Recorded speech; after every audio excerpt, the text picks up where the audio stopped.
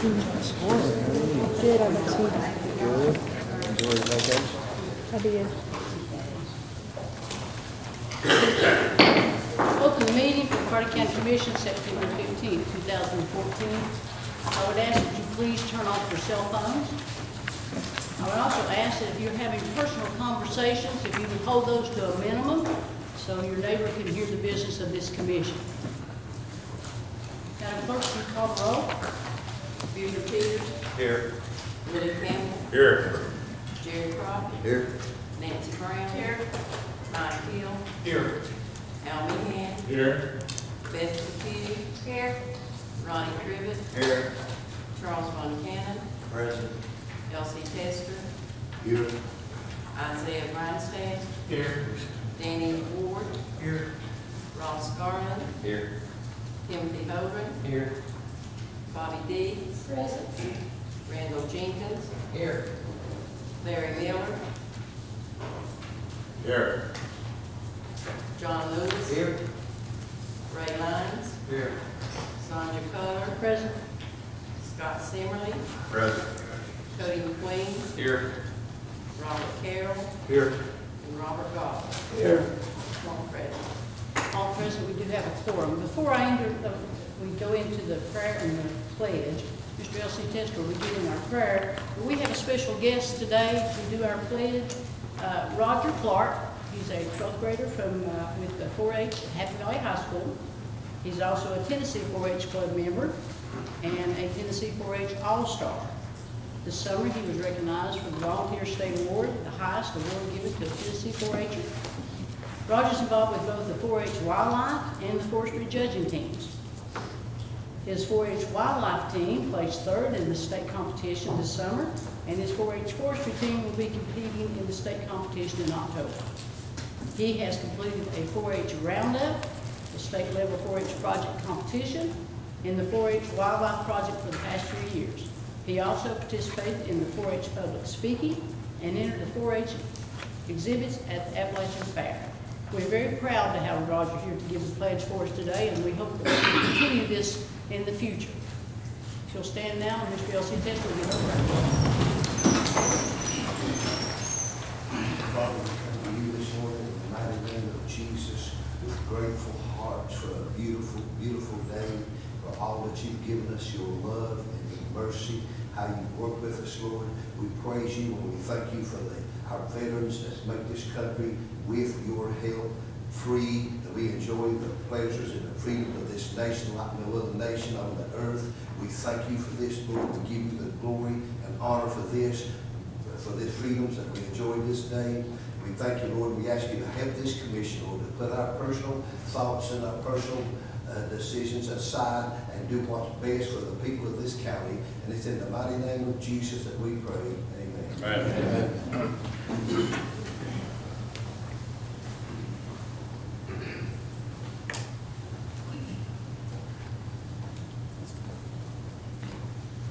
Attention, salute, pledge. I pledge allegiance to the flag of the United States of America and to the republic for which it stands, one nation, under God, indivisible, with liberty and justice for all. Thank you, Roger.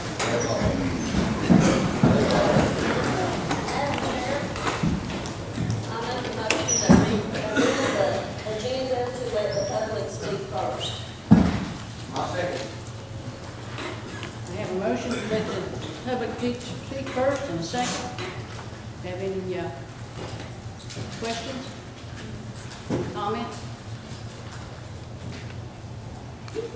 Madam Clerk, you call the roll on that? Bueller Peters. I'm sorry. Bueller. Willie Campbell. Jerry Crockett. Nancy Brown. Mike Hill. Aye. Al Meehan. No. Beth Depew. Ronnie Tribbett. Aye. Charles Von Cannon. Aye. Elsie Tester. No. Isaiah Grindstaff. Aye. Danny Ward. Aye. Ross Garland. Aye. Aye. Timothy Hogan, No. Bobby Dees. Randall Jenkins, Aye. Larry Miller, Aye. John Lewis, Yes. Ray Lyons, Aye. Sonia Coler, No. Scott Semley, Aye. Cody McQueen, Aye. Robert Carroll, Yes. and Robert Goff. Yes.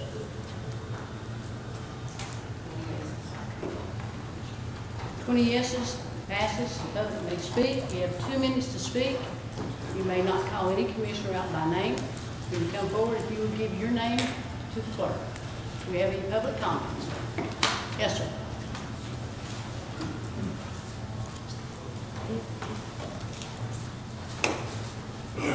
State your name, please. Good morning, I'm Don Johnson, and I was just here to thank you for having the opportunity to come before you to speak. And what I'm interested in speaking about primarily is the International Code Council adoption. First of all, I'm not from Carter County. I'm originally from Raleigh, North Carolina. I've worked across the southeast United States in engineering and construction science for plus 35 years. And pretty familiar with all of the codes and standards and the different agencies that adopt the standards all across the country that these codes are written from. And I have a couple of questions that I would want to ask, and I would avail myself in the future for answers to, or comments, or any questions that this commission might have in the future. For 2 minutes, you can't speak a lot. But number one, trying to identify the exact purpose of the zoning and planning department. I've not been able to do that through public records, so it'd be interesting to be able to find out what exactly is your mission with adopting life safety standards, which I understand that should be a primary part. With that said, there's a couple of things that are happening with this resolution that made me question. One of those is adopting out all the fire prevention components of the 2009 building code and why that's being done. Secondly, in the resolution, there's a number of different options that avail themselves in the building code that have to be addressed at the local component. Briefly, some of those things are like in foundation standards and what your freeze components are going to be for foundation depths, what your wind load criteria is going to be. The International Code Council recognizes a lot of Carter County to be in a special wind zone, and from research, what your wind adoption is going to be as part of that code to identify design and construction of wind resistance and uplift of buildings. And one of the biggest components from 2006 to the 2009 and 2012 code is the addition of the energy components for building efficiency. And there are a number of options in that, specifically in the inspection process. How are you going to make that occur? Are you going to require duct door and envelope pressurization requirements to verify the air leakage rates of structures in the future? Or are you just going to do it by visual inspection? And if you're going to do it by visual inspection, exactly what are going to be the components required in that? ASTM and a number of agencies adopt standards on how all that's done. And I think that all of those should be involved in the resolution, plus numbers and numbers and numbers and more, just giving some really brief things that I think should be in that resolution. And I think that you should consider, if you're going to meet and exceed the state of Tennessee, look at that. Thank you for your time. Any other public comments? Yes, sir. Mr. Bland, please state your name to the clerk.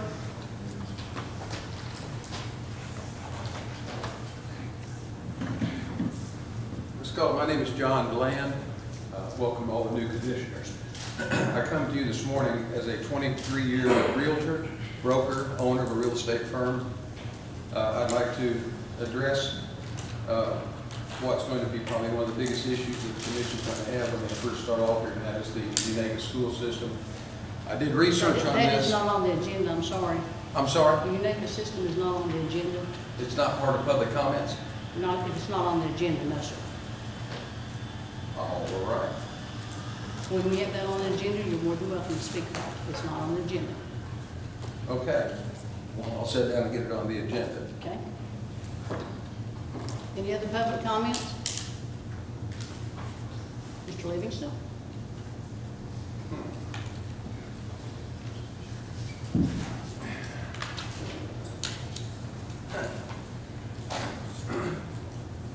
Good morning, ladies and gentlemen. Welcome all of you commissioners. What is on the agenda, what this gentleman was just talking about, is these resolutions and stuff, the planning commission. And if you don't really know what's in these things, you're voting for something that may cause you a lot of problems down the road. And you should, I'll tell you what's happened in the past. They have one reading here, and that's right, that's what they tell you right now. You have no time to research, you have no time to do nothing. You throw it up there and shoot at it, when you get confused, they vote on it. You can ask them after the meeting what they vote on, they can't tell you. Until you look at these other counties and see how they operate on 2 and 3 and some 4 readings on one subject. They make sure they got it right before they vote on it. Here, they never get it right. Same thing. Very seldom they do. And this needs to be changed, because if you keep using this procedure, you're doomed to fail. And I tell you, it's something that you're gonna have to deal with if you're gonna do it, and they're gonna try to get you to do it here today. They're gonna use that procedure on you. You new commissioners have no idea, more than likely, of what's going on. And they're gonna try to con you in the road, and once you get into a game, it's hard to get out. If you're real, in my opinion, if you're smart, you'll vote here today, have at least 2 to 3 readings on anything you do with importance. You'll have time to research it and understand fully what you're voting on. Because if you continue to use this procedure, throw it up there and shoot at it when you get confused, you don't know when you vote to be your mama, you don't know when you vote to do what. Time. And you come back later and then you're in a mess. But I think that if you'll go check the minutes and stuff, you look back through the minutes, and right now the landfill's in a world of trouble. Time. And Mr. Livingston, Okay. thank you. thank you. Any other public comment? Come forward and state your name.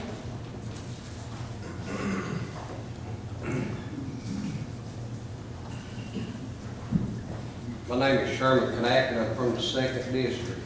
This concerns my 2nd District today, of the votings on your committees. First of all, welcome all you new commissioners. I hope that you do well here in your time.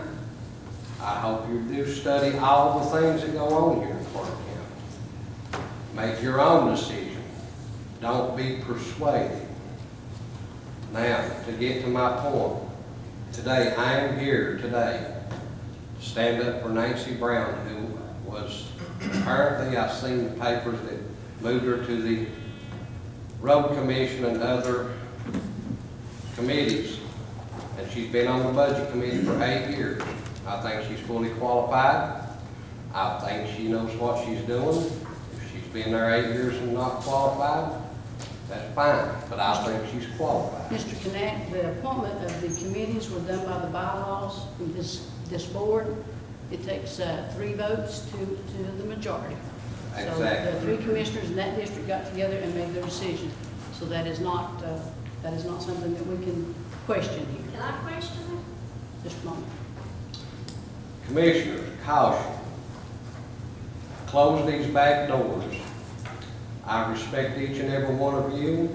If you receive the most votes in your district, you should be on committee the way it used to be. Once again, Mr. Knack, that is not the bylaws. The bylaws says 3 commissioners get together, majority rules. That has been voted on in this commission. It is in the rules and bylaws. Thank you. I put my confidence behind Nancy Brown. Like I said, close these back doors. Close these back doors that have been put in place Time. that kicks a member off the committee? Can I? Nancy, you may. Okay. As far as getting with my fellow commissioners, I did not. I was sick the week prior to, I was called, I was told that I was now, I was off the budget committee and that they would support me in any other committee that I went on. I had no say after being here 8 years, certified with the state as a public administrator, and I was top vote getter in my district. And I don't intend to lay down and take this. I'll be honest with you, I think I'm well qualified for that job. I don't doubt that you are. You have been on the budget committee. But if the other two commissioners, I assume you got together and voted this to be what you wanted to turn in. Mr. Meehan, did you and Mr. Hill vote yes to remove her from the commission? Then majority rules, according to the bylaws of the Carter County Commission. But for 8 years, we have not went by that, Ms. Cullors. We've gone by that for the last 2 years. Yeah, when you kicked Scott Sounds off of the budget, that's exactly where it's come from. Ms. Brown, I would Ms. ask that you Cullors. go by the recommendations of this commission, which there is no other recommendation. I believe Mayor Humphrey pointed that out, that there had been a gentleman's agreement that the top voter gets it, and that is not what the bylaws say. Ms. Cullors, should I not have a say on what committee I wanted to go If you would on? like to meet with your commissioners right now and decide, we can decide. I would like then. to do that. All right, you have 5 minutes. We'll be in recess for 5 minutes.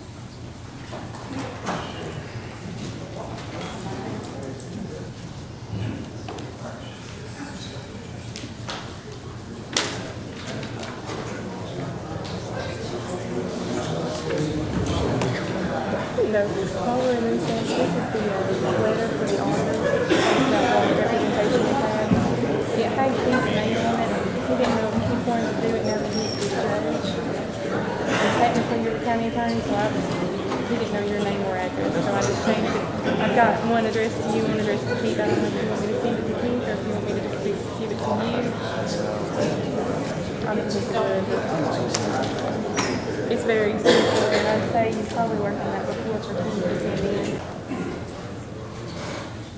I think before we get your comments, you will have to make this a meeting public, but before we do that, I think it would be more in order to continue with the meeting until we get down to the election of the standing committees.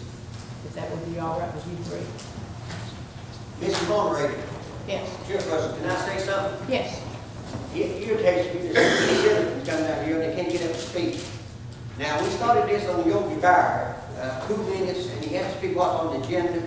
I think that these citizens, they taxpayers, and they come in here and want to talk about this school or whatever to talk about, and I think, look, at least 5 minutes. 2 minutes is not enough for any citizen to tell them what's on their mind here.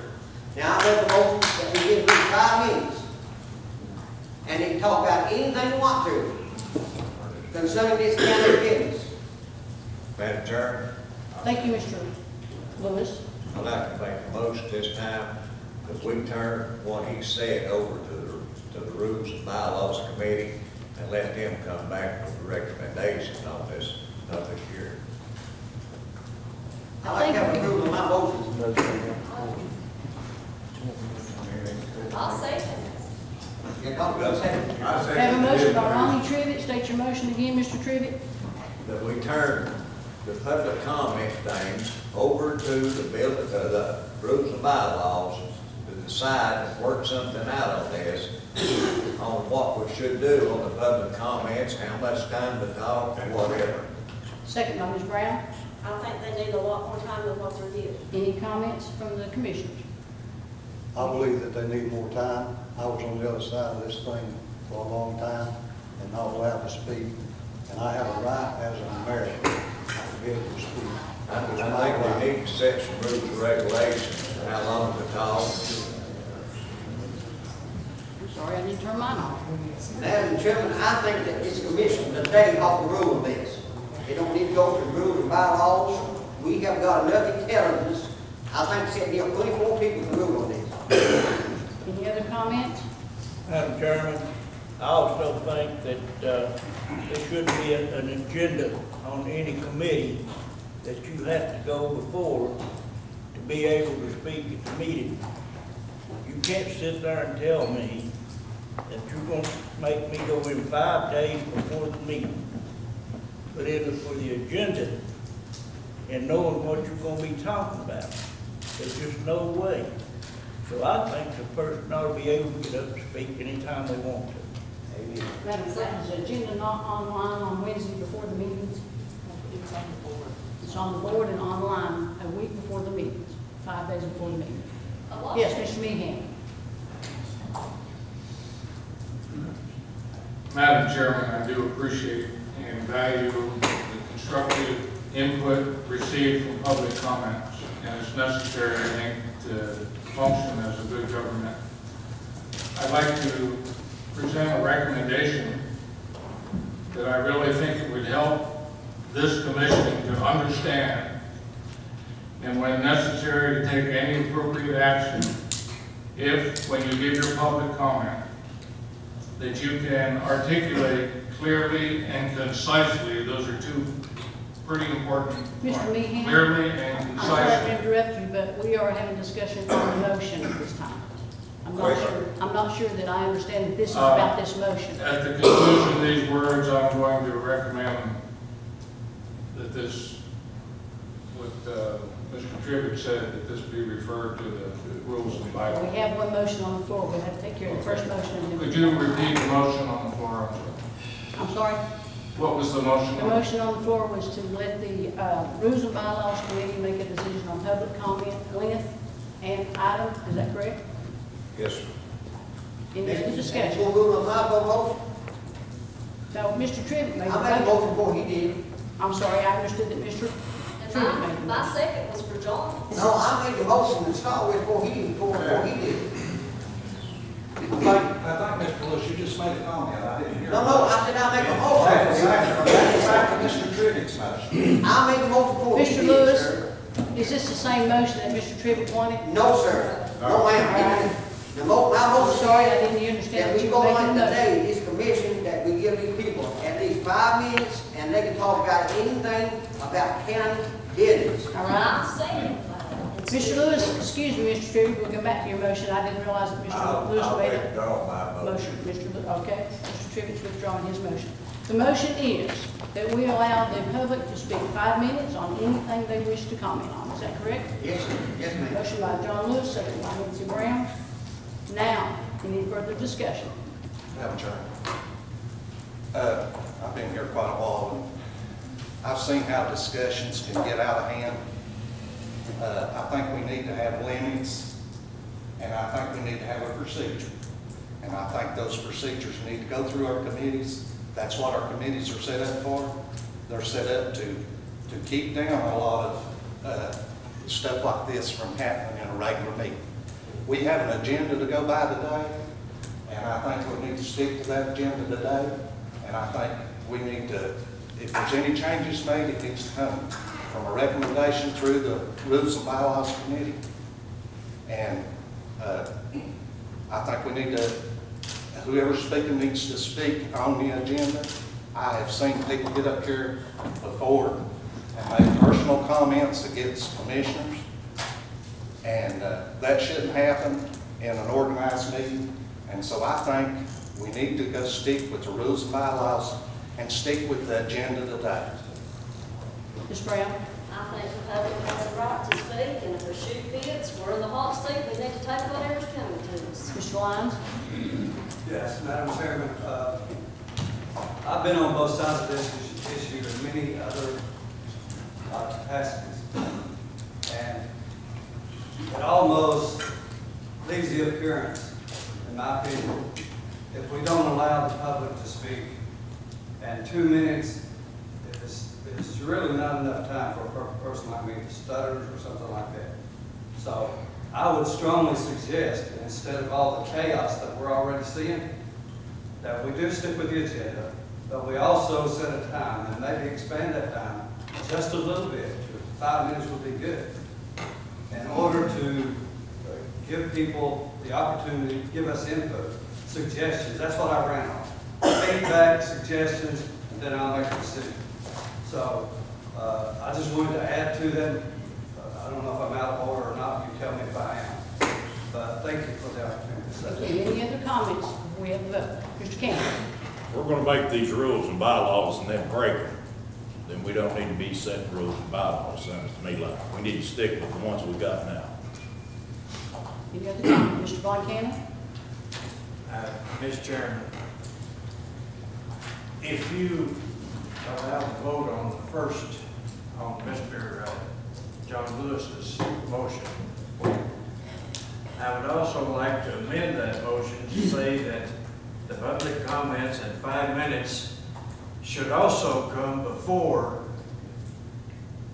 the voting on any agenda item. Therefore, you would have some say, theoretically, as to your thoughts on an agenda item, because before we've allowed public comments until recently on items long after we've already voted on it. Unless you can amend this to allow the comments before the agenda vote, then you haven't gained anything. Mr. Lewis, will you accept this amendment? I will. Thank you. The motion as amended, we allow the public to speak 5 minutes on any item they would like to talk about.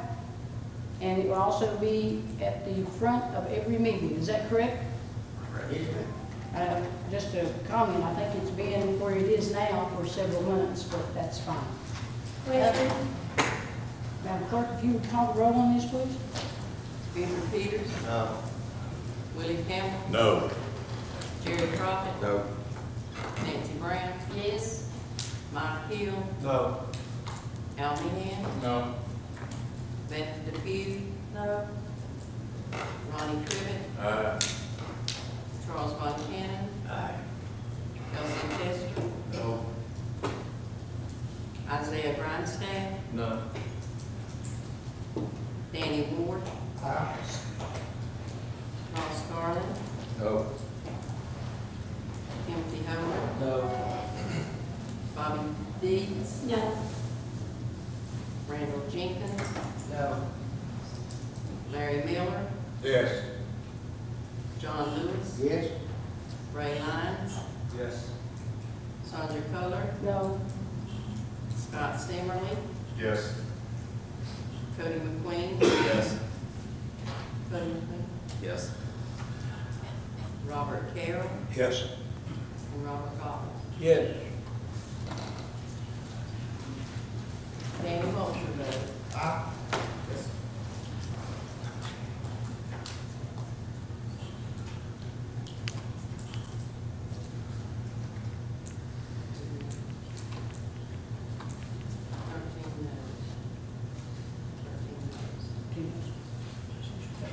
Motion failed, 13 noes. Mr. If we Chairman, make, I'd like to make another motion that we turn this over to the Rules and Bylaws Committee. I second. motion on the floor to turn the public comments, time and comments over to the Rules and Bylaws Committee again. Second by Mr. Danny Ward. Motion made by Mr. Ronnie Tribbett.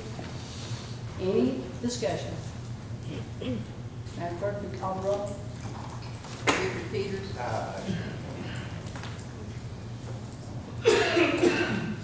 Willie Campbell. Aye. Jerry Crockett. Aye. Nancy Brown. Mike Hill. Aye. Al Meehan. Aye. Beth Depew. Ronnie Tribbett. Aye. Charles Von Cannon. Aye. Elsie Tester. Aye. Isaiah Grindstaff. Aye. Danny Ward. Aye. Ross Garland. Timothy Holdren. Aye. Bobby Dees. Randall Jenkins. Yes. Larry Miller. No. No? John Lewis. No? Ray Lyons. Yes. Sandra Kohler. You missed Mr. Jenkins. Did you? Randall Jenkins. Yes. I'm sorry, I just missed it. Yes. No, I'm sorry. No. Yes. Scott Simmerly. Aye. Cody McQueen. Robert Carroll, Yes. and Robert Goff. Yes. 22 ayes, motion to go back to the bylaws committee for a vote. Now we get back to the appropriate agenda. I'd like to recognize the appointed and elected officials. If you please stand.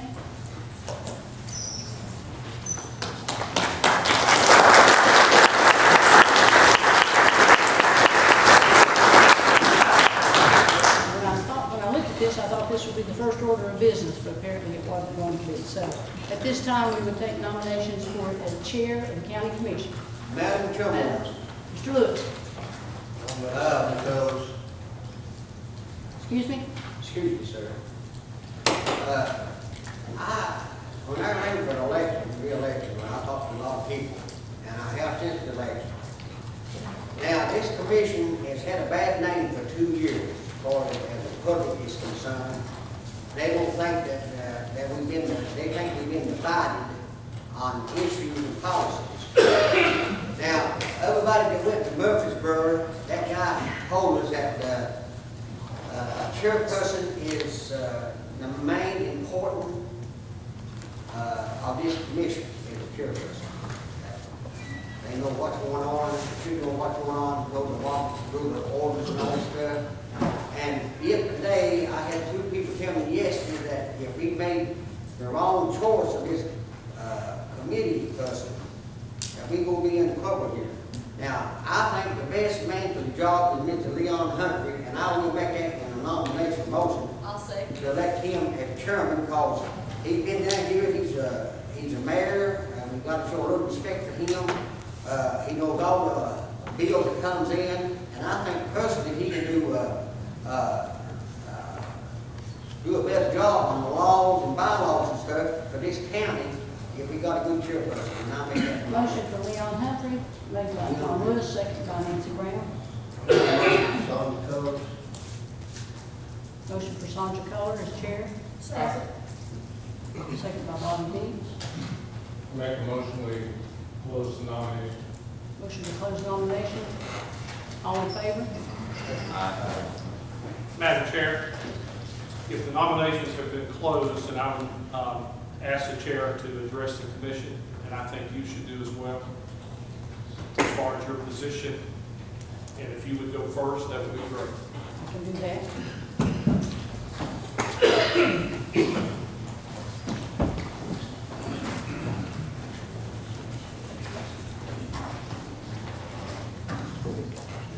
I didn't go campaigning for this, but it came to me, and I'll be more than happy to serve as chairman of this commission.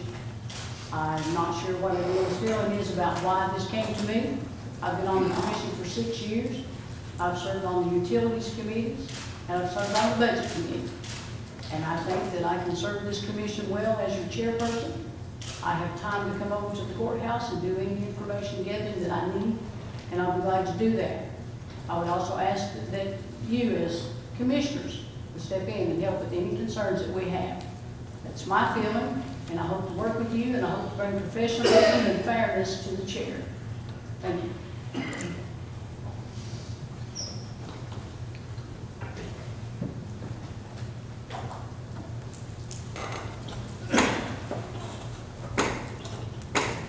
Over the past 5 years, 2 successful campaigns for the office of county mayor. And while serving in that capacity for the last 4 years, like Mr. Lewis, I've had the opportunity to interact with several hundred of our constituents. The majority of these people are clearly not satisfied with their government, the county government. That's commission and mayor, the way we've operated in the past 3 years. It's been nothing short of totally dysfunctional. They feel that they no longer have a voice. We can see why today. Taxes are increasing each year while services are being cut regularly. Few, if any, actions are being taken to build infrastructure that is needed to attract new business and industry.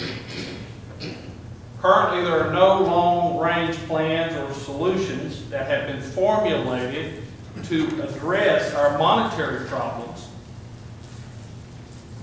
Elected officials seem to be constantly engaged in bickering and casting blame for all of our ills on someone or something other than themselves, ourselves. Accountability and transparency are virtually non-existent. The results of the August county general elections confirm the voters' sentiments of dissatisfaction in that the incumbent commissioners, which ran for re-election, actually received fewer votes than the newly elected. One exception, though, and that was Nancy Brown in District 2. She carried the vote in that district.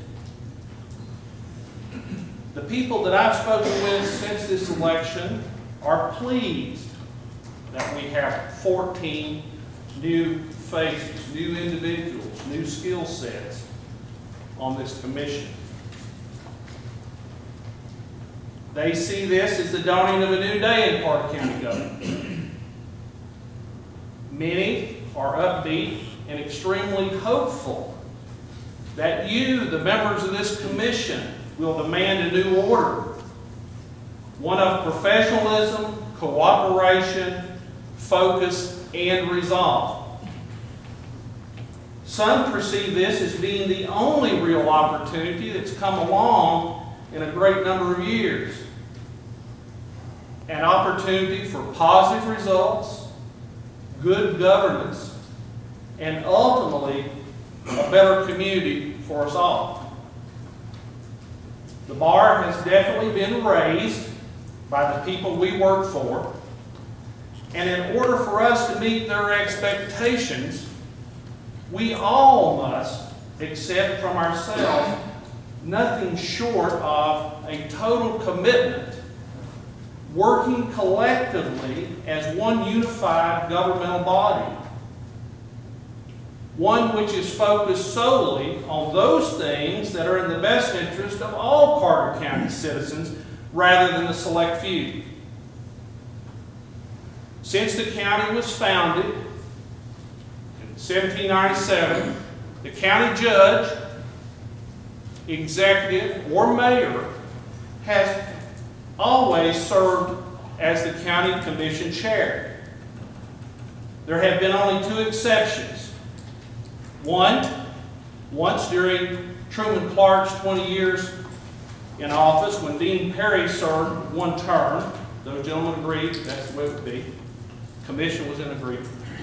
And again, when Tom Yogi Bauer served 3 years.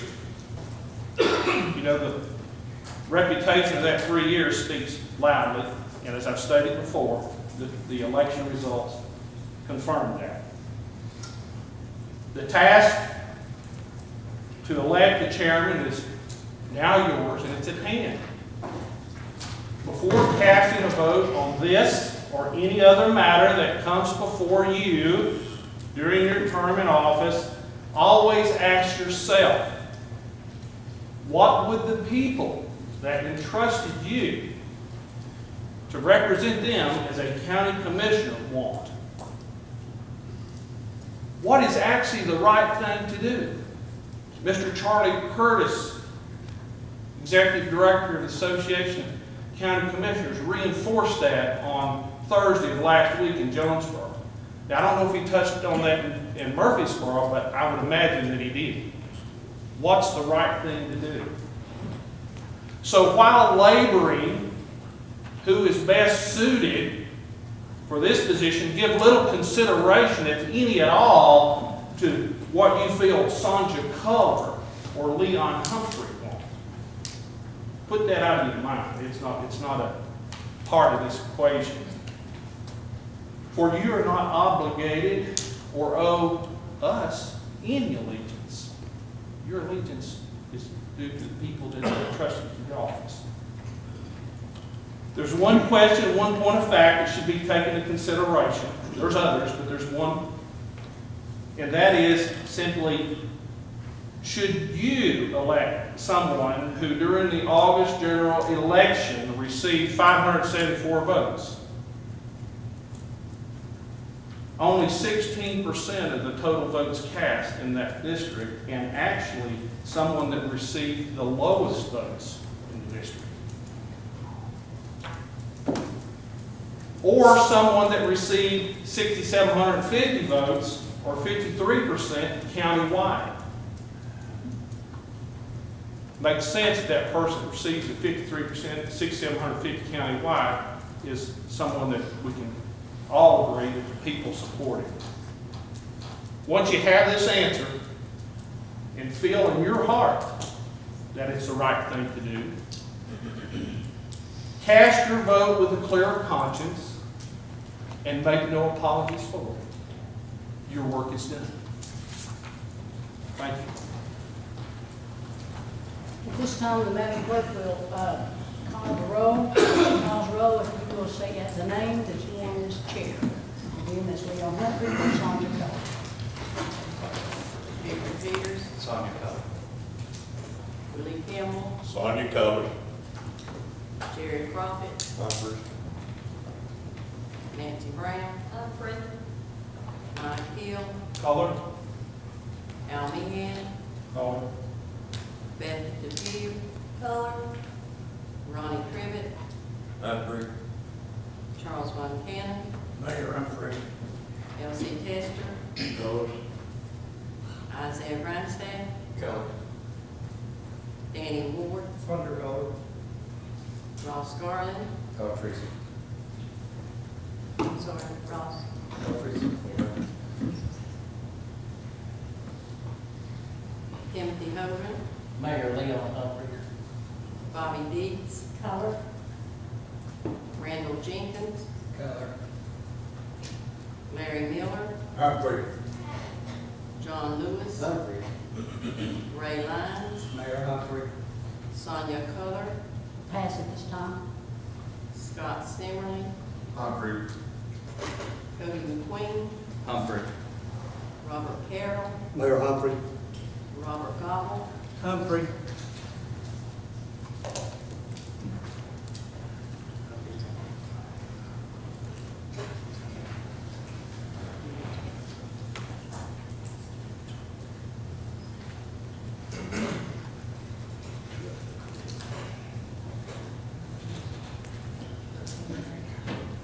It's 13 for Humphrey. does anyone want to change their vote?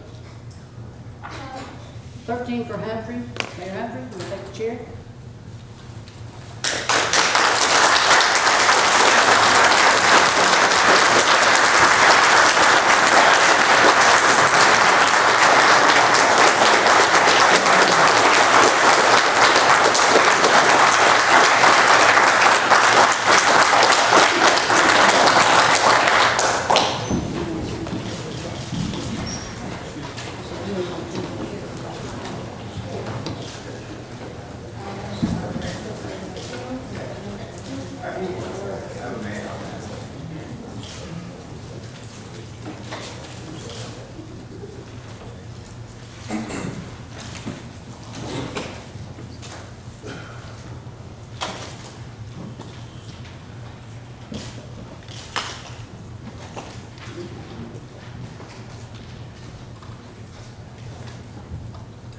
Thank you for your vote of confidence.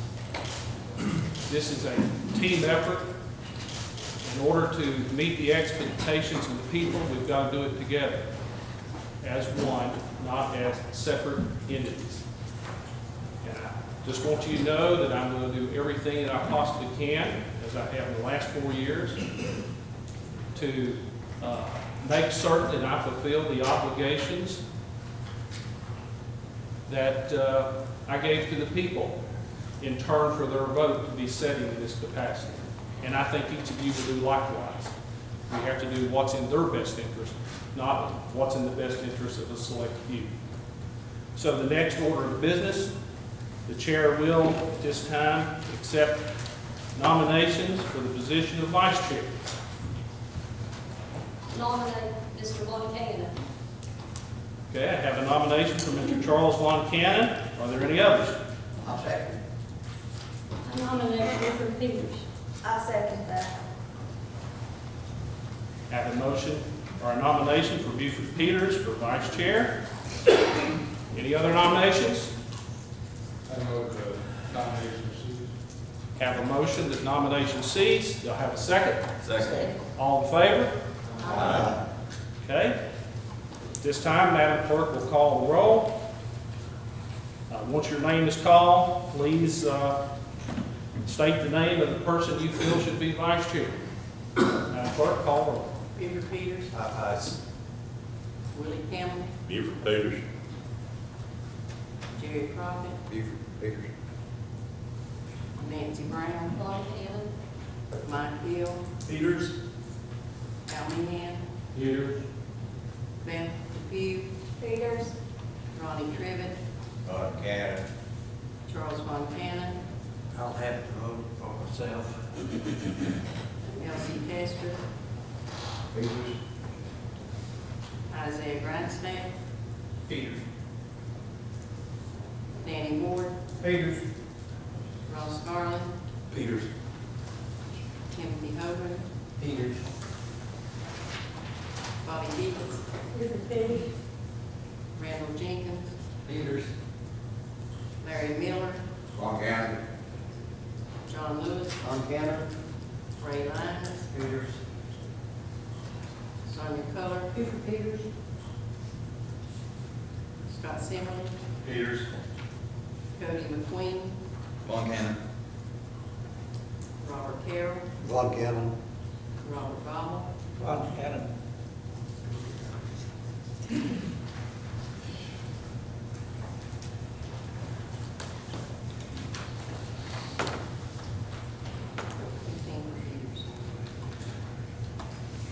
Mr. Peters received 15 votes, so Mr. Peters will be the vice chair.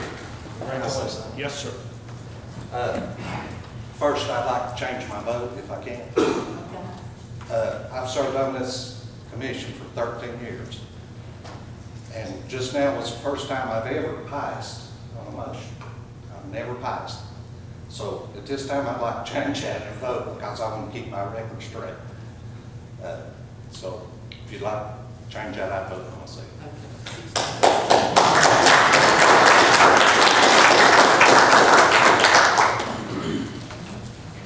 Okay, the next order of business is the election of commissioners to standing committee groupings. Ms. Culler, when she was sitting in the chair, she indicated that we should address the District 2 decision. We'll discuss that this time. I'm still not in agreement with them. I still think I've got more qualifications to vote that on. So basically, after the I discussion, would like to see it come to a floor vote.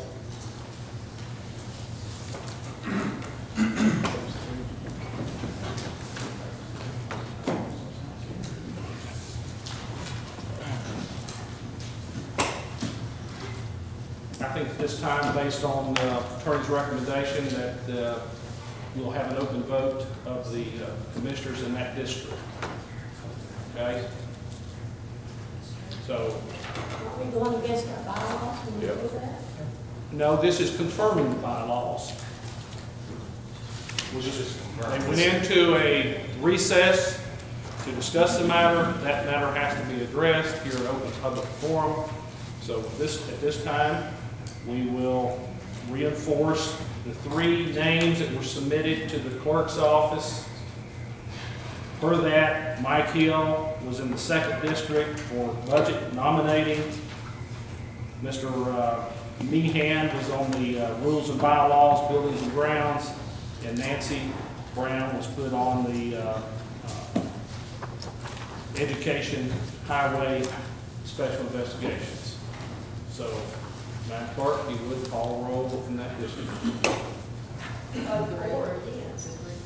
Yes. It'll be voting for those that are outlined on. Mr. Mayor, make sure you clarify how we're voting because. This is just those commissioners in that district this time. There may be another question here. As is. Okay. As is, as submitted. okay, Nancy Brown, No. Mike Hill, Yes. Al Meehan. Yes. Okay. Per the sheet that I have submitted to the clerk's office, the 8th district is not represented, or they've made no recommendation. So let's talk to the 8th district commissioners. Sir, do you want to speak for them? I'd like to recommend myself for the budget committee, and for the rules and bylaws, Mr. McQueen, and for the education, waste, landfill, utilities, Mr. Goff.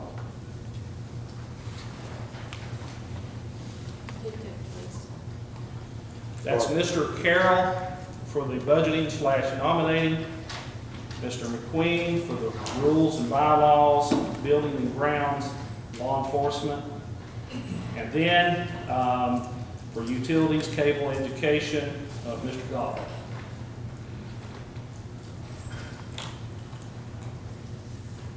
And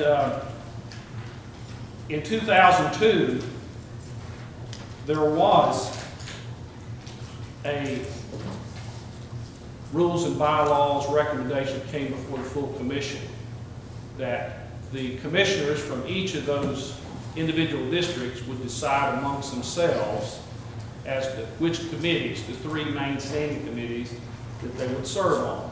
And that was used for a while.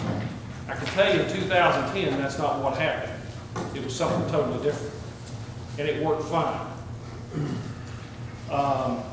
But this body they've acted on a request by the previous chairman, and you've submitted those.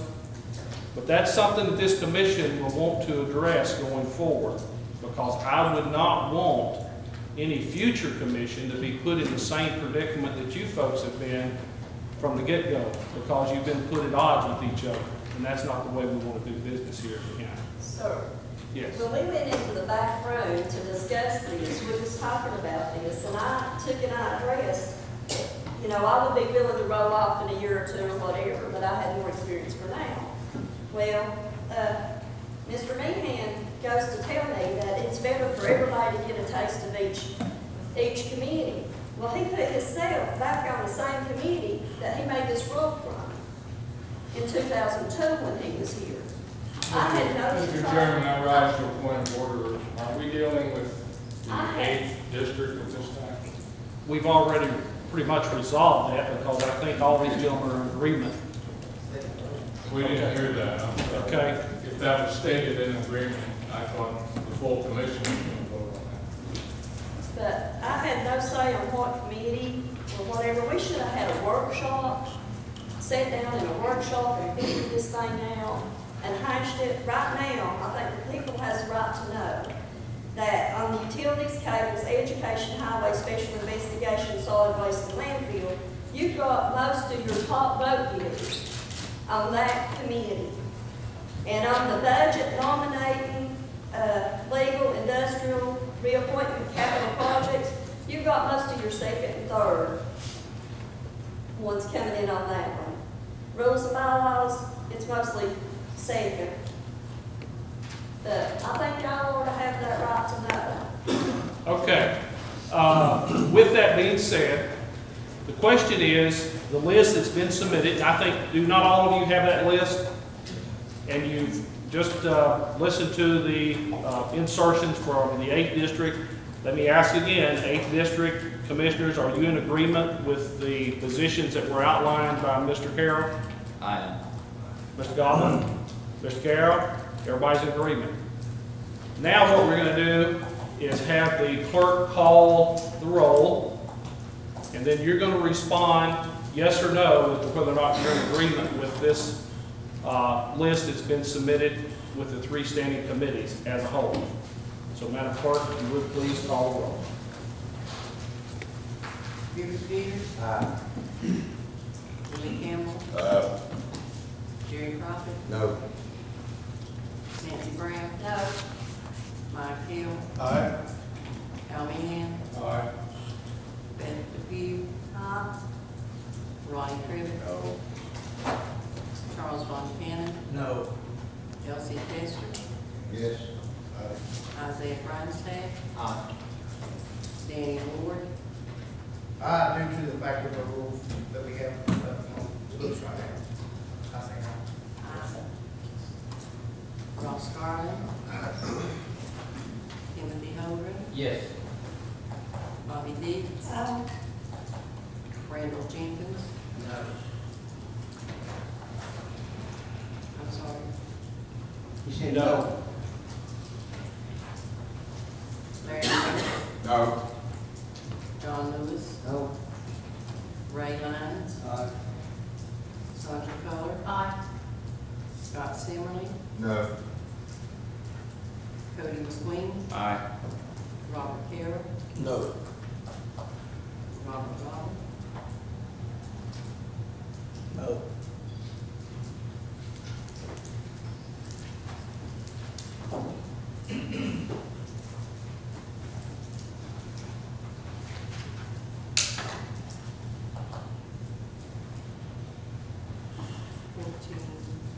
ayes.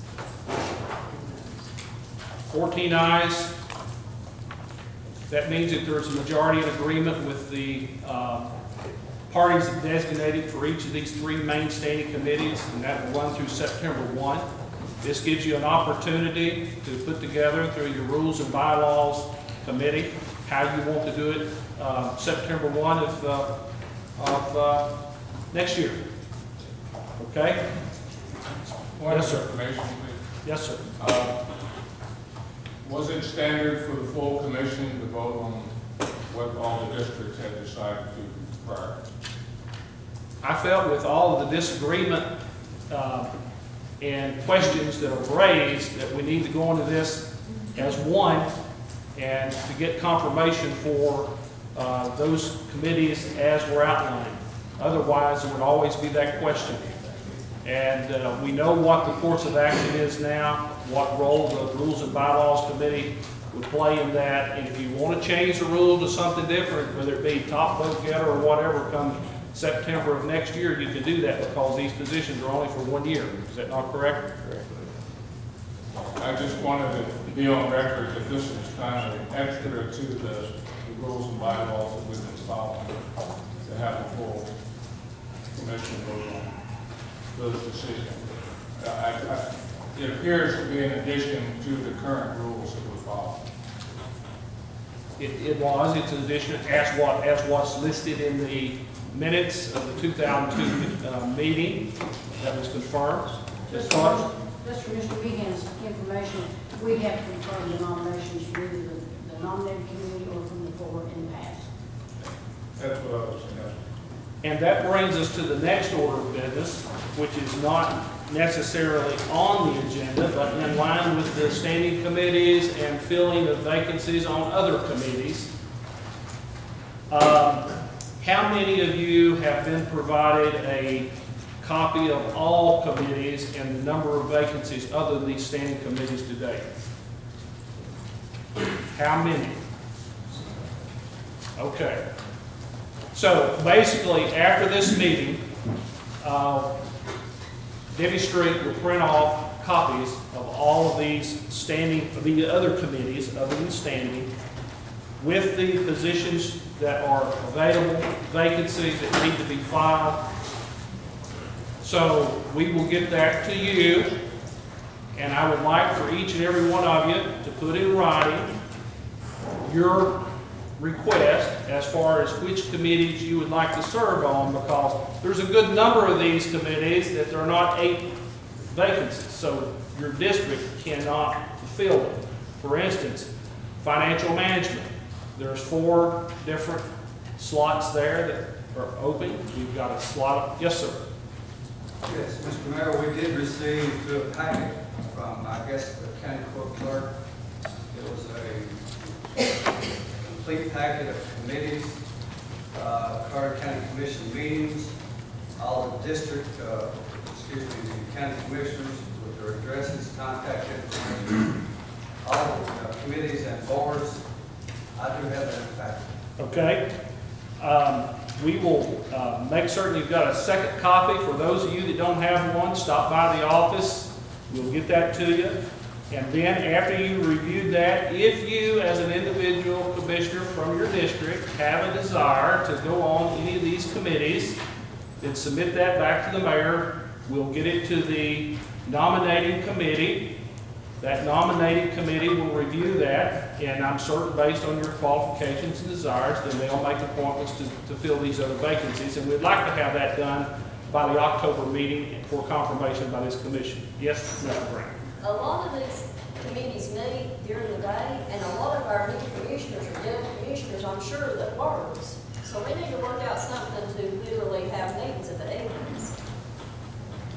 That's something that can be discussed among you, and then if you're ready at that time in the October meeting to address that, then by all means, Chair will entertain a motion at that time to adjust the schedule.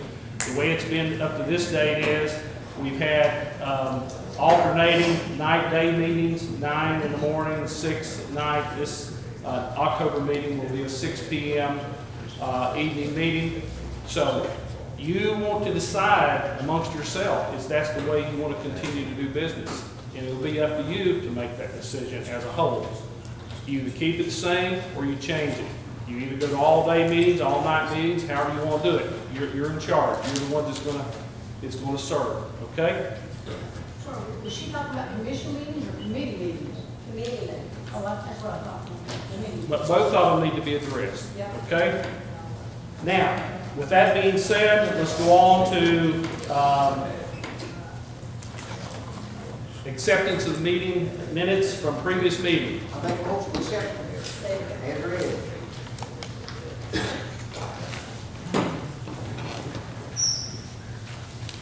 I have a motion and a second to accept the minutes as submitted. You've all had a chance to review them. Mr. Chairman, Yes, sir.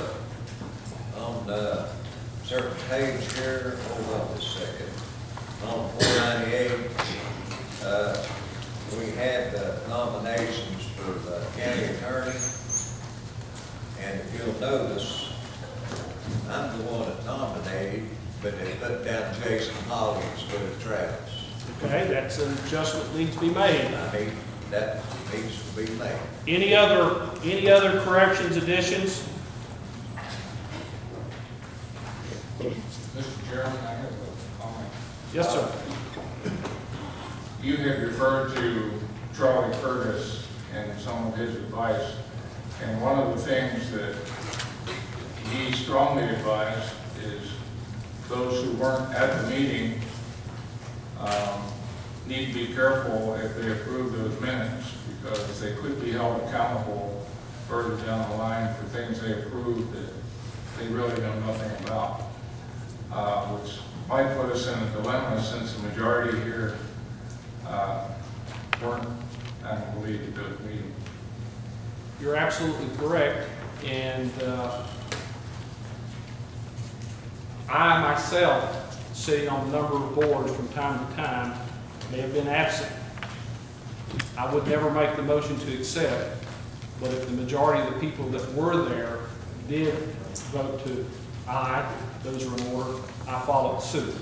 So it does require a majority, and when you consider the fact that we've got 14 new ones, sir, you put me in a dilemma where I have no other choice, so you're going to have to respond one way or the other. Mr. Chairman? Yes, sir. I make a motion, we have a 10-minute recess. Let's take this roll call first. Okay. Okay. Madam Clerk, if you would please call roll. This is for the acceptance of the meeting minutes. Hubert Biggers. Aye. Willie Campbell. Aye. Jerry Roberts. Aye. Nancy Brown. Mike Hill. Aye. Tommy Hand. I'm sorry. Aye. Beth Depew. Ronnie Cribbett. Aye. Charles Montana. No. Elsie Tester. Aye. Isaiah Bryanstaff. I respectfully ask to pass. Danny Ward. Based on what the guys, TSAT asked Guy said it down there, I feel that I was in the audience, so I can't vote yes. You vote yes. Yes, I was in the audience. Ross Garland. Aye.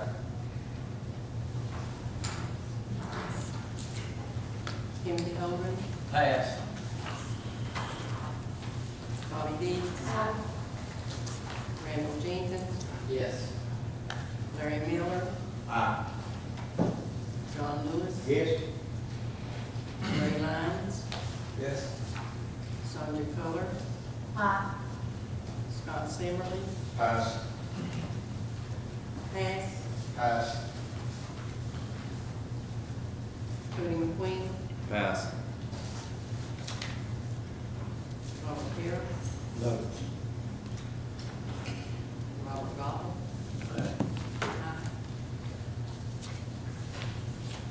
Does anyone want to change their vote to pass? Can I change my mind?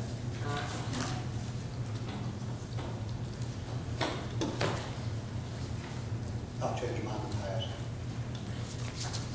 You want yours to pass?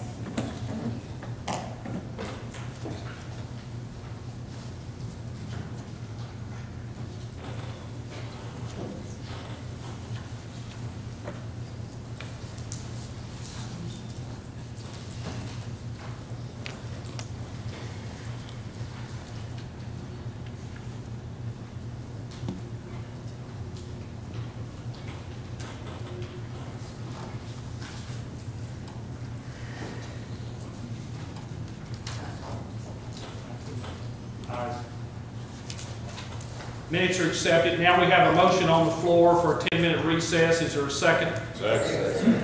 All in favor?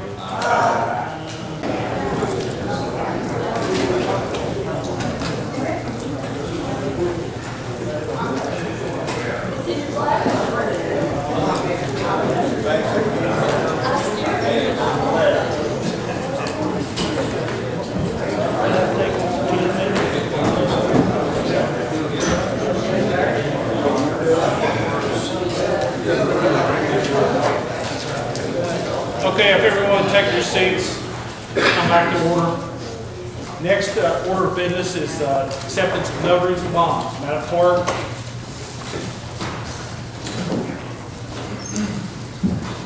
Tracy Dixon, Kathy Arrington, Lauren Harris, Ben Johnson, Thomas Banks, Katie Bentley,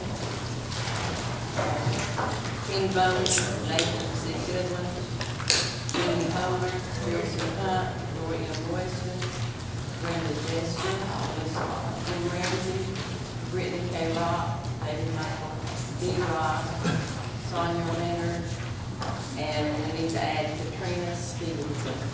Motion to approve. Second. Have a motion to approve by Ms. Culler, second by Mr. Lewis. Madam Clerk, call the roll, please.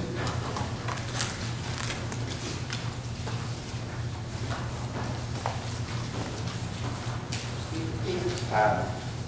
Bill Campbell, Aye. Jerry Crawford, Aye. Nancy Brown, Ryan Field, Aye. Al Meehan, Aye. Beth Hughes, Lonnie Crivitt, Aye. Ron Montana, Aye. Chelsea Tester, Aye. Isaiah Grindstaff, Aye. Danny Ward, Aye. Ross Garland, Aye. Timothy Hogan, Aye. Bobby Diggs, Randall Jenkins, Yes. Doc Miller, Aye.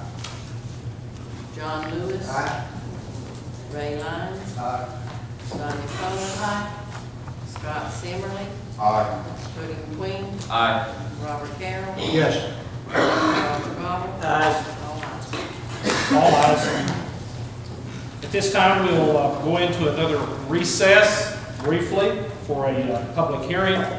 At this time, we're going to call that public hearing to order, and it's for the adoption of the IRC, IBC, and IPMC resolution.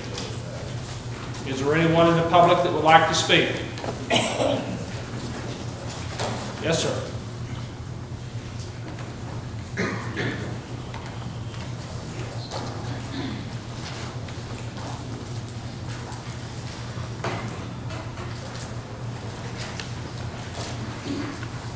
Good morning, ladies and gentlemen. My name is Scott Bowers, from the First District. I have 3 areas of concern that I feel like will need to be addressed. One is, when voting on this, you need to be informed. If you've not seen what this code book is like, there is a reason these guys carry this book around. It's huge. I don't know how much opportunity you've had over the last 5 days. You know, you've had families, you've had, you know, a life to sit down and read. I would like to see a workshop with you guys, given by somebody that's qualified that knows this, to be able to explain what changes. Mr. Bowers, the clerk's asked me if you could speak into the mic. I think someone may be having trouble here. I would like to see a workshop for you guys, given by somebody qualified to explain the changes, ramifications. Number 2 area of concern I have is that historic designations are not covered, they're not excluded. That could cause an issue. These property owners would have to make the property update. And if you've never seen how some of these properties become historically designated, depending on what their area is, they come in and actually count how many nails are drilled, how many boards are laid. If they're forced to make too many changes, they can lose their historic designation. When you have a historic property, it costs you more money to bring things to this current set of standards versus somebody that's building a new home. Number 3, I have to ask why the 2009 version in the city and other jurisdictions have jumped straight from 2006 to 2012. This helps eliminate any additional legislation, because additional legislation has been done in New Jersey, California, different counties to help historic designations. That's all I've got. It's just something I want y'all to consider when you go to vote on this. Okay, thank you. Is there anyone else? Mr. Johnson?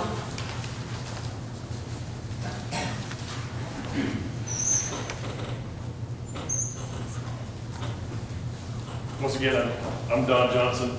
A bit about my qualifications. I have degrees in electrical engineering and construction science from North Carolina State University and University of Florida Boca Raton in construction science. I've got a lot of experience working with a lot of different building commissions up and down the east coast of the United States, from as far north as Vermont to a lot of experience in Myrtle Beach, South Carolina, which you all know is a lot of development there. I spent 23 years of my career in that area. And 15 years of my career in Southeast Florida dealing with some of the most stringent building codes in the United States of America. Most of these codes, as a matter of fact, come off of research and data that's accumulated in the state of Florida. With that said, I did bring a couple of the books, and these books, as this gentleman said, they're really just outlines that refer to different standards that are huge volumes, from American Standards of Textbooks and Materials to American National Standards Institute on how you're going to do these things. I recommend, as I tried to state in my 2 minutes earlier, to really do diligence into the knowledge of these codes, what you're adopting, and what your purposes are and your goals as a commission to the county. I do endorse building standards, and I do think that life safety standards are extremely important, as well as zoning, et cetera, to the protection of citizens of the county. However, it does induce a lot of fear in people. Most of the time, fear deals with unknowns. And building codes are just volumes and volumes of unknown data.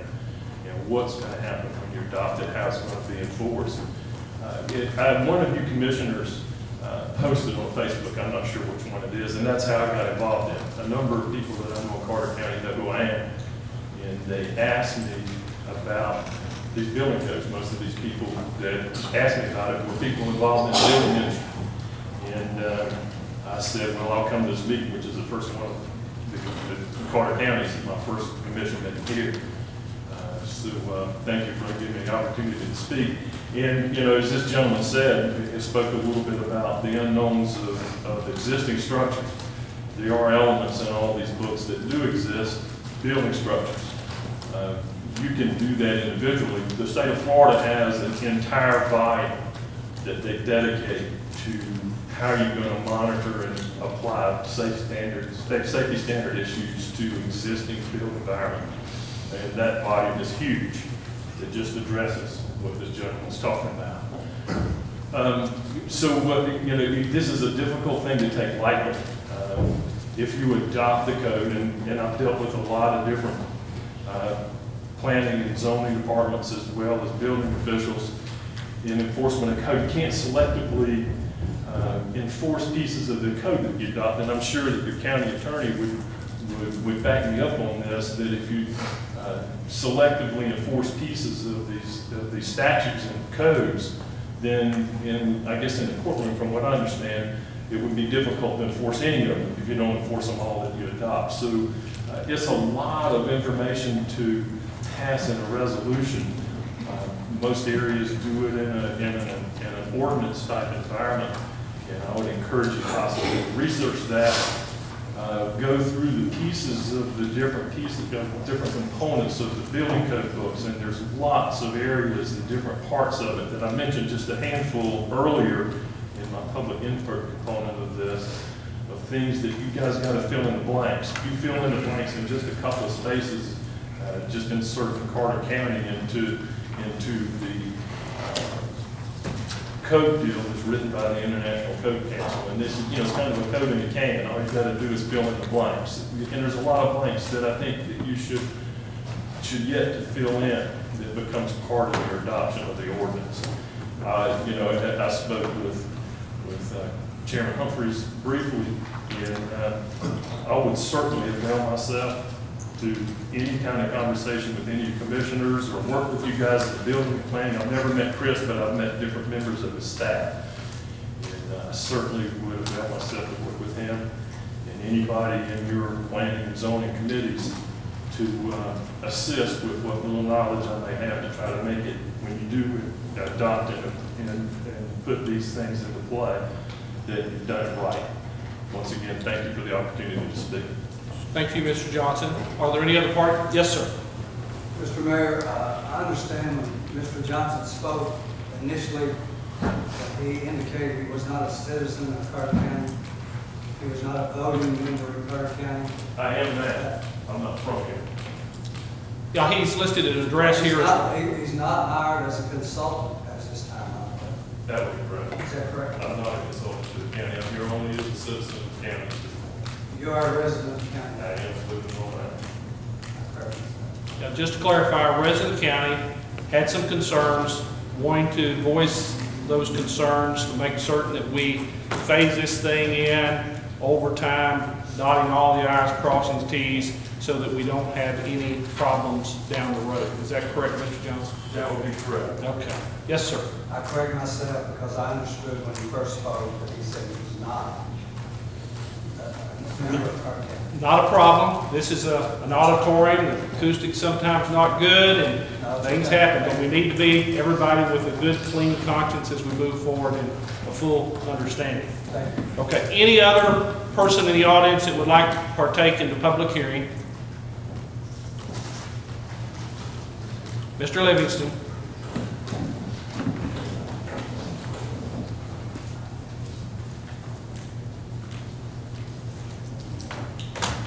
Hello again, ladies and gentlemen. From what I can see here, I've tried to read through some of these building codes and stuff, and they're really touchy because until all of you know pretty much what's in this thing, I don't think that you should be voting for it. Because it's too late to look back and try to adapt to what you've already done. And something like this, I think, should be tabled or whatever until such time you have workshops or whatever and you fully understand what you're voting for. Because you can get more trouble here with this than you could ever dream of. And most people don't understand these codes even after they read them unless they've got somebody that really understands them to explain to them in a way that, they can't say it. But this is what's happened in the past. They bring a resolution or something in here like this for you, and you only have one reading on it. They throw it up in there, you get you all confused, throw it up in there, and you shoot at it. You vote for it, and you ask you when you're done, what happened? I don't know. What'd you vote for? I'm not sure. And this is what keeps you in trouble. And if you don't adopt some kind of procedure at least you have 2 to 3 readings on something. Look at the other counties. You just got to go get a pattern from people that's got procedures that does work and protects you. And if you've gotten 2 to 3 readings on something like this, the first one, if it don't suit you, you still got plenty of time between one meeting and the next to research this and try to find out all you can about it, or have workshops or whatever. But if you just jump at this and vote for it, not knowing what's in it, you don't know how much trouble you got yourself in. They accepted these international building codes to begin with, had no idea what was in them. They wanted to adapt to them afterwards. Some of these buildings and stuff have to have sprinkler systems in them, all kinds of stuff. They had no idea at the time. Or didn't appear to anyway. And now you're obligated to this stuff. And until you sit down and understand what you're doing, you know, the county's doing it. Because you're going to have stuff out here that possibly you can't even do. And you've done obligated yourself to it. You will do it one way or another if you abide by the law. And that's one thing here people's going to have to start doing. They're going to have to start abiding by the law. You can't make Carter County law work. The rule of law is what should prevail here. Until it does, you got trouble. But I think you should wait on this thing before you attempt to make anything on a resolution of this body and understand what you're voting for. Because you're going to vote for something that later on you're going to regret. Thank you very much. Thank you, Mr. Evans. Any other person in the audience want to take part in this public hearing? I wonder if Mr. Schuler would speak to it. I thought we would do that after we close the public hearing and come back into session. Okay? Any other one? Seeing none, we'll close the public hearing. We're back in session. Ms. Schuler, if you would please come and help educate us on this resolution.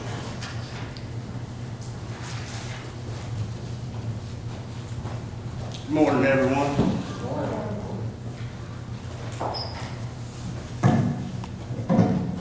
As everyone, the older commissioners will remember, that this was passed by the state, and right now we are under international code, but we have state inspectors. It's not being handled out of our local office. We are now attempting to get everyone qualified, or at least in one discipline. The Planning Commission moved forward to request that the individuals that can subcontract to do inspections on our commercial, plumbing, our mechanical for residential, and our mechanical for commercial. We have 12 months once it's adopted to meet the criteria of the individuals that are our inspectors that will have the proper certifications. Mr. Bowers made a comment on workshop. I think it's wonderful. Historic designations, that's a good question. Something we need to meet and work on and see what we can do with that. The reason we're adopting 2009, that's because of what the state's operating under right presently. We have 7 years from the time of 2009. So 2016, we will be adopting a new ICC. The state will also be adopting a new ICC also.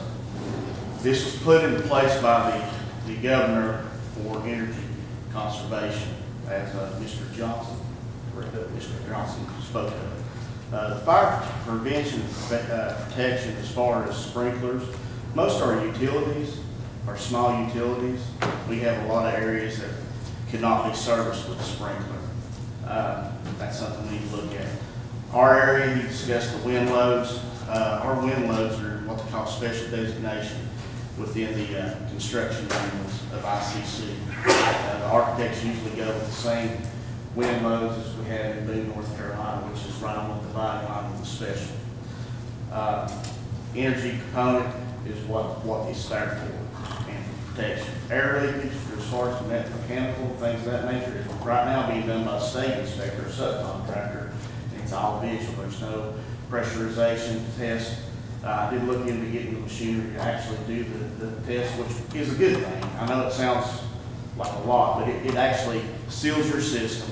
It shows if your heat pump is putting out and producing what your leakage is, things of that nature. But you seal it, you run it through all the tests, and it also checks your return part of the system and your feeding part of the system. So there's a lot of things there, and it's about 12 grand to get that piece of equipment, which we're looking at if we go ahead and pass this. Other things, can we exceed the state standards or the ICC standards? Yes, we can, and that's something we would look at. The Planning Commission is looking at maintaining the state building permit fees until July to where we can reassess. That gives us a good 6, 7, 8 months window to see so we can assess where we stand. This was tabled in November of last year and was being brought up by the Planning Commission since that we did work to get our subcontractors. And that subcontractor, he may have to come out and inspect a commercial plumbing. Now, he'll get paid the same fee as what our fee schedule is. As the mechanicals, same as the mechanical. Any other questions? We need to know any of these codes, we can always come to you, is that correct? Right. Not only that, there's in Mrs. Gooch's office, there's 3 copies that's located in her vault that can be accessed at any time during her office open hours. Good. What is the current edition we have now? We are actually utilizing 2009. It is the 2009? Yes, sir. Revisions or changes? Right. Revisions will, in 2012 is the next edition. Mr. Shearer? Go ahead. I've read over this resolution. It seems like you're still going to use the state inspectors to come in or contract it out to inspect these people. Now, where does it stand on the people that's been going to school there for 3 years? How long is it going to be before they're qualified? It should be in the very near future. Right now, we lack the commercial plumbing, and we lack the 2 mechanical codes, which went into effect this year. Now, last year, the state come in and inspected, if I'm not mistaken, and they got about $40,000 back into the state that we didn't get. We only got about 1,200 or 1,400, if I'm not mistaken. Yeah, I can give you the breakdown. Right now, as of today, since April 2011, the state of Tennessee has received out of Carter County $104,670. Right. And that's roughly, this year, you're looking right at 31 grand. Yeah, but the thing of it is, if we've got our people inspected, we get that money. Yes, sir, it goes back in the general fund. Okay, now, listen, I'm not against resolutions, but these new commissioners here don't know what's coming off of this. And I'd like to make a motion at this time that we put this off and have a workshop on this. And later on, where they can understand it and everybody was on the same page and knows what's going on. I do, but some of these don't. Right, I understand. I wholeheartedly agree with you, Mr. Trevor, that it can be left on the table, left on the agenda, and we have a workshop in the So next I'll make that the form of a motion, Mr. I have a motion by Mr. Trivett to conduct workshops, thoroughly investigate this, and then bring it back at a later date. Second by Mr. Lewis. As the Madam Clerk calls the roll, respond by aye if you're in agreement, or no if you're not. Hubert Peters. Aye. Willie Campbell. Aye. Jerry Crockett. Aye. Nancy Brown. No. Mike Hill. Aye. Al Meehan. Aye. Beth Depew. Ronnie Trivett. Aye. Charles Buchanan. Aye. Elsie Tester. Aye. Isaiah Brightstaff. Aye. Danny Ward. Aye. Ross Garland. Aye. Timothy Hogan. Aye. Bobby Dees. Aye. Randall Stevens. Yes. Larry Miller. Aye. John Lewis. Aye. Ray Lyons. Aye. Sonia Culler. Aye. Scott Simmerly. Aye. Cody McQueen. Aye. Robert Carroll. Yes. Robert Goble. Aye. All ayes, except one. She's changing hers. But Sheila, I'm not trying to give her up time. but No, I understand, sir. I'm I want wholeheartedly agree with everybody you. to know what's coming out of this planning. Chris, I'd like to ask you, where can the citizens of Carter County come and look at that? They can actually come to our office during operation hours or Ms. Gooch's office. You can actually see it online and get some of the brief synopsis of what's in the codes. Yes, ma'am. How many do we actually have certified, and how far are we from having people certified? Like I was telling Mr. Trivett, we're 3 away from having complete certification. How long will that be? Give us a time. Mechanical classes are very few. You're looking at probably 2 this following year, and we're getting they're lined up for actually classes. How many hours are those? That's a full week at Bell Buckle for the residential, a full week also for the commercial. So you're looking at 3 weeks in Bell Buckle with the plumbing. And we've been waiting 3 years for this, and literally, look at the money we give this day. And once again, the courses, and I'm sure Mr. Johnson and Mr. Holt can attest that they're not the easiest tests in the world to pass, especially not when it comes to mechanical or plumbing situations. Okay, thank you, Mr. Shula. Thank you. Yes, sir, Mr. Carroll. Out of this money that we pay the state, Yes, sir. what would the balance, how would that balance out as to what this would cost us as taxpayers? I mean, that's not just like we're going to hypothetically $100,000. If these guys pay that, that's not just $100,000 in. We still have to do the inspections. So there's a cost that would be involved. There's a cost involved, but it's already based out of my office and the expenditures there. But that's a very good question. The majority of that money, well, all that money will be back into the general fund to be utilized by the county. So there wouldn't be any additional costs to your office for this? Not this time, no, sir. Like I was discussing about the air leakage, I forgot what the name of the actual name of the piece of equipment is. Steve, you might be able to help me on that. I can't remember. Floor door testing equipment for the whole of the duct flap. Right. Or wouldn't that equipment be on the contractor to furnish that and do that testing? That wouldn't be on. You can force a contractor to do it, but most contractors aren't utilizing it. And now, at this present moment, the state's only doing a site investigation, just looking at the duct work, making sure it's taped, that the G-runs are put in, things of this nature.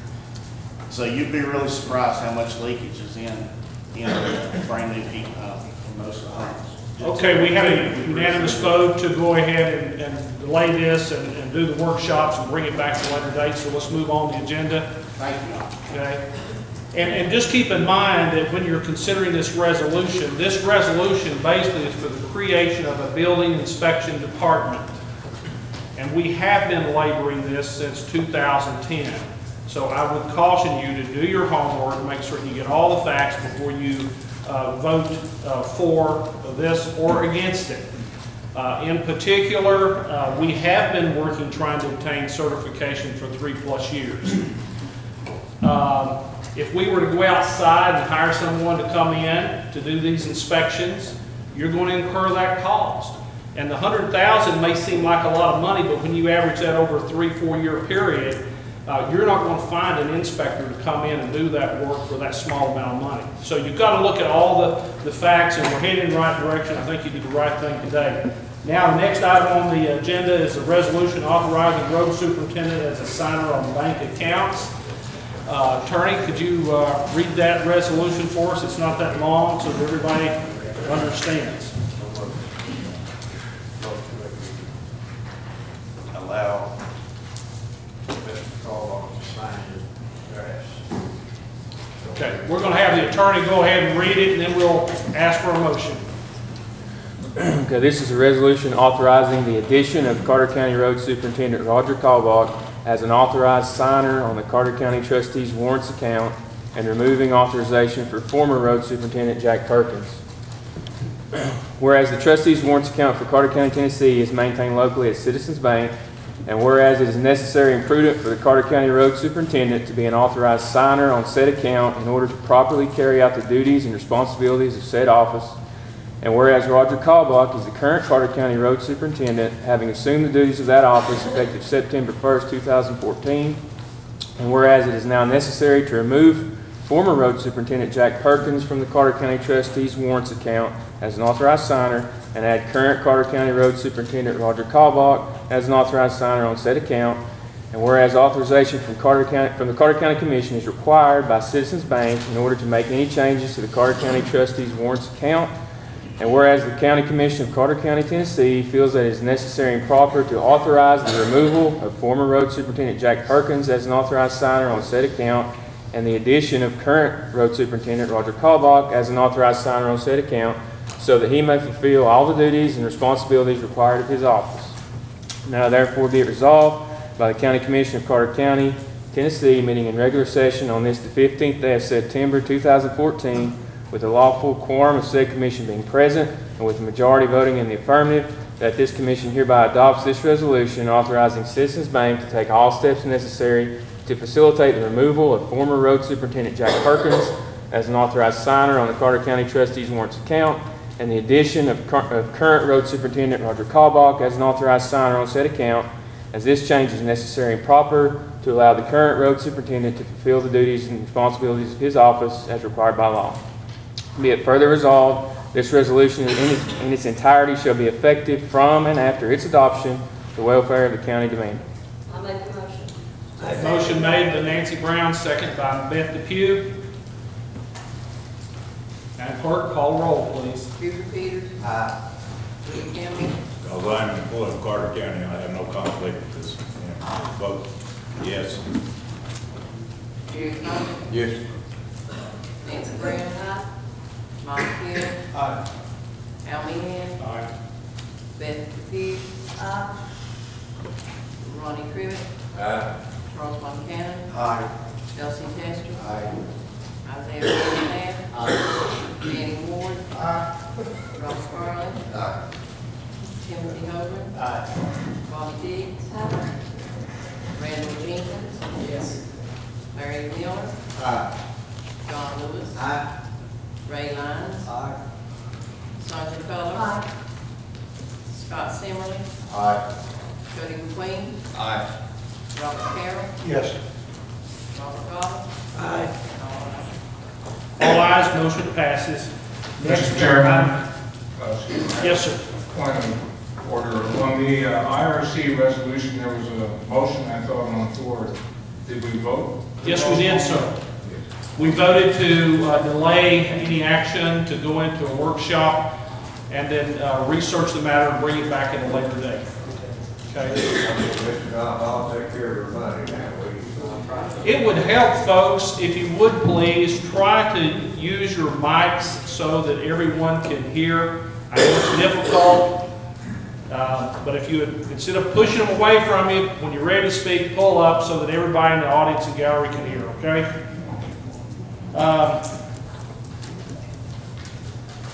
Mayor's report, it's going to be extremely brief today. Just wanted to inform you that on September the 3rd, I did receive correspondence from Brooks E. Carlton, Director of Department of Economic and Community Development, informing me that the application that we had submitted earlier in the year for our Community Development Block Grant was approved. The amount of that was $525,000.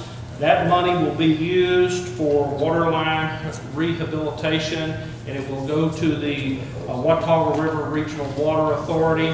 And this will help tremendously taking care of and addressing the issue of water loss. The last grant that we put in on those section lines, we went from about 58 to 62% loss down to 6%. So, you know, that's extremely important. This is an important grant. And this was help administered through the First Tennessee Development District in Johnson City. I sat on that board. In the Development District, at one point in time, you will have an item coming before you, especially at budget time, to contract for their services. This is an extremely excellent example of why we need those people working with us here in the county. This is the second grant or funds that were allocated this year. Earlier, HUD had put in $500,000 toward rehabilitation of homes for the low income. And we're at the point now that people are picking up those applications, they're being scored, and they're in line, trying to get in line for improvements, much needed improvements to their homes. Also, over the last month, and I think for those of you that were at Jonesboro, you did hear the legislative updates on some of the things that have impacted the county here in the last year. In particularly was the 2% allocation to bridges versus the 20%. Representative Timothy Hill is the gentleman that introduced that legislation. So many times, counties such as Carter does not necessarily have that 20% match. But what that did, it freed up $1.8 million, and we are actively working with Mr. Cobalt. We've had multiple meetings, and if you would like to add anything to that as to where we're at as far as the update on identifying those bridges and how we're going to handle that, you're welcome to do so. Would you like to? We've picked out 5 bridges. One of them we've got to eliminate. We pick up one up on Stony Creek and Dry Hollow in order to match what the state requires. Ty Singer Hampton is doing the engineering on the bridges. And on those 5, we hope to do more, get started pretty soon. We've also contacted the state on the Rivertown Bridge, which we're trying to get on fast track because it's in structural being approved. And if we get that approved, that will get us started on the 5 bridge. It's great that we're working. We've already got a plan together because there's a time limit on this particular piece of legislation. We have to have these bridges identified. We have to have the projects in queue. And once we get commitments, that has to be done by 16, the end of 16. You know, and at this point in time, those 5 bridges, the last accounting we had, estimation was about 1 million of that 1.8. So we're looking at other bridges. We'll be adding those on. So if we can do 6, 7, 8 bridges during that period, it's wonderful. Also, one other project that we're working on has to do with the highway department as well. We've been working on this for 2.5 years now. Finance Director Deloach has been involved. We've got people at the highway department, even myself. It's the high priority project local funding. There was $440+ thousand that had been there for use for highwayscapes, improvements and the like. We did outline a project 2+ years ago, and we've been meeting, trying to force that schedule along as quickly as possible. TDOT has been the holdup at this time, but we're working with Ty Singer Hampton and partners there as well. And that project encompasses 2 different paving throughout the county, one being Cedar Grove Road over in Milligan area, and the other one State Line Road. And we're pushing, doing everything that we can. I know Rogers and his staff's working with us to try to get this thing ready for bid and start the work this fall. We'd like to get those roads done before winter, if at all possible.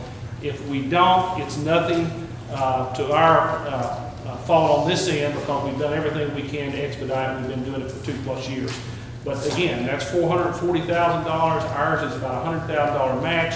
Those roads would have to be paved anyhow. So it's a good thing, working together. Okay. That concludes the mayor's report. Of course, we don't have any committee reports at this time, I don't think. No committee reports? I have one comment. Okay. The Highway Committee, I was chairman of the Highway Committee, which I'm going off the Highway Committee, but I've had some people to call me about issues.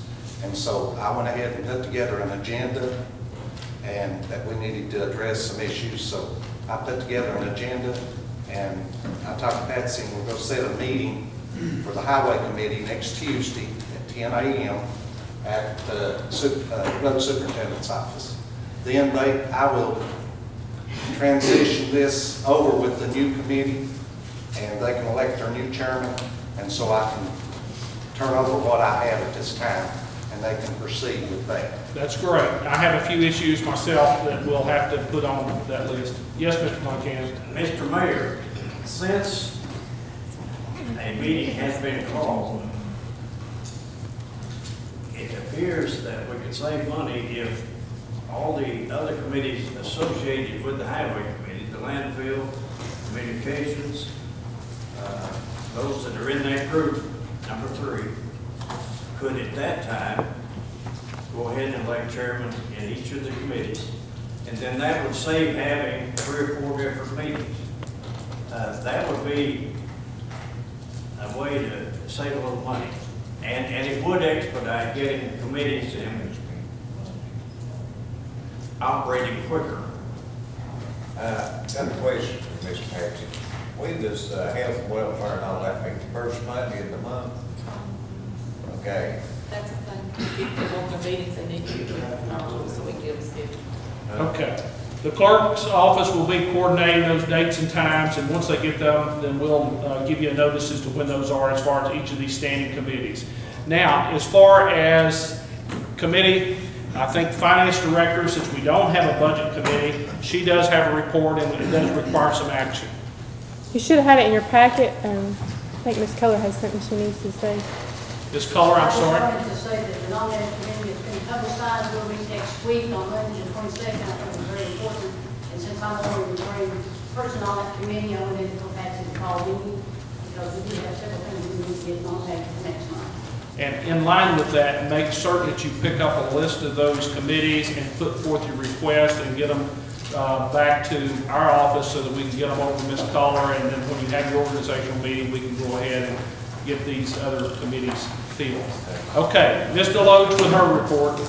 You should have had in your packet another packet that had budget-related items that were listed and some financial management items that were listed on there. Since we did not have a budget committee established, we weren't unable to have a budget committee meeting. So this is unusual as to normal procedure, but I'm going to have to present these straight to full commission so that we can get approval, because we do need these approved before the next meeting. Item number 1, you should have included that in your packet. It's the landfill financial assurance document. This has no monetary effect on our county, but we just have to approve it, saying that we would be good for this if something should happen. I think the mayor received this right before the last commission meeting. We weren't able to get it in, so this is really pressing that we get it approved. And it requires full commission approval, so I ask that you approve that.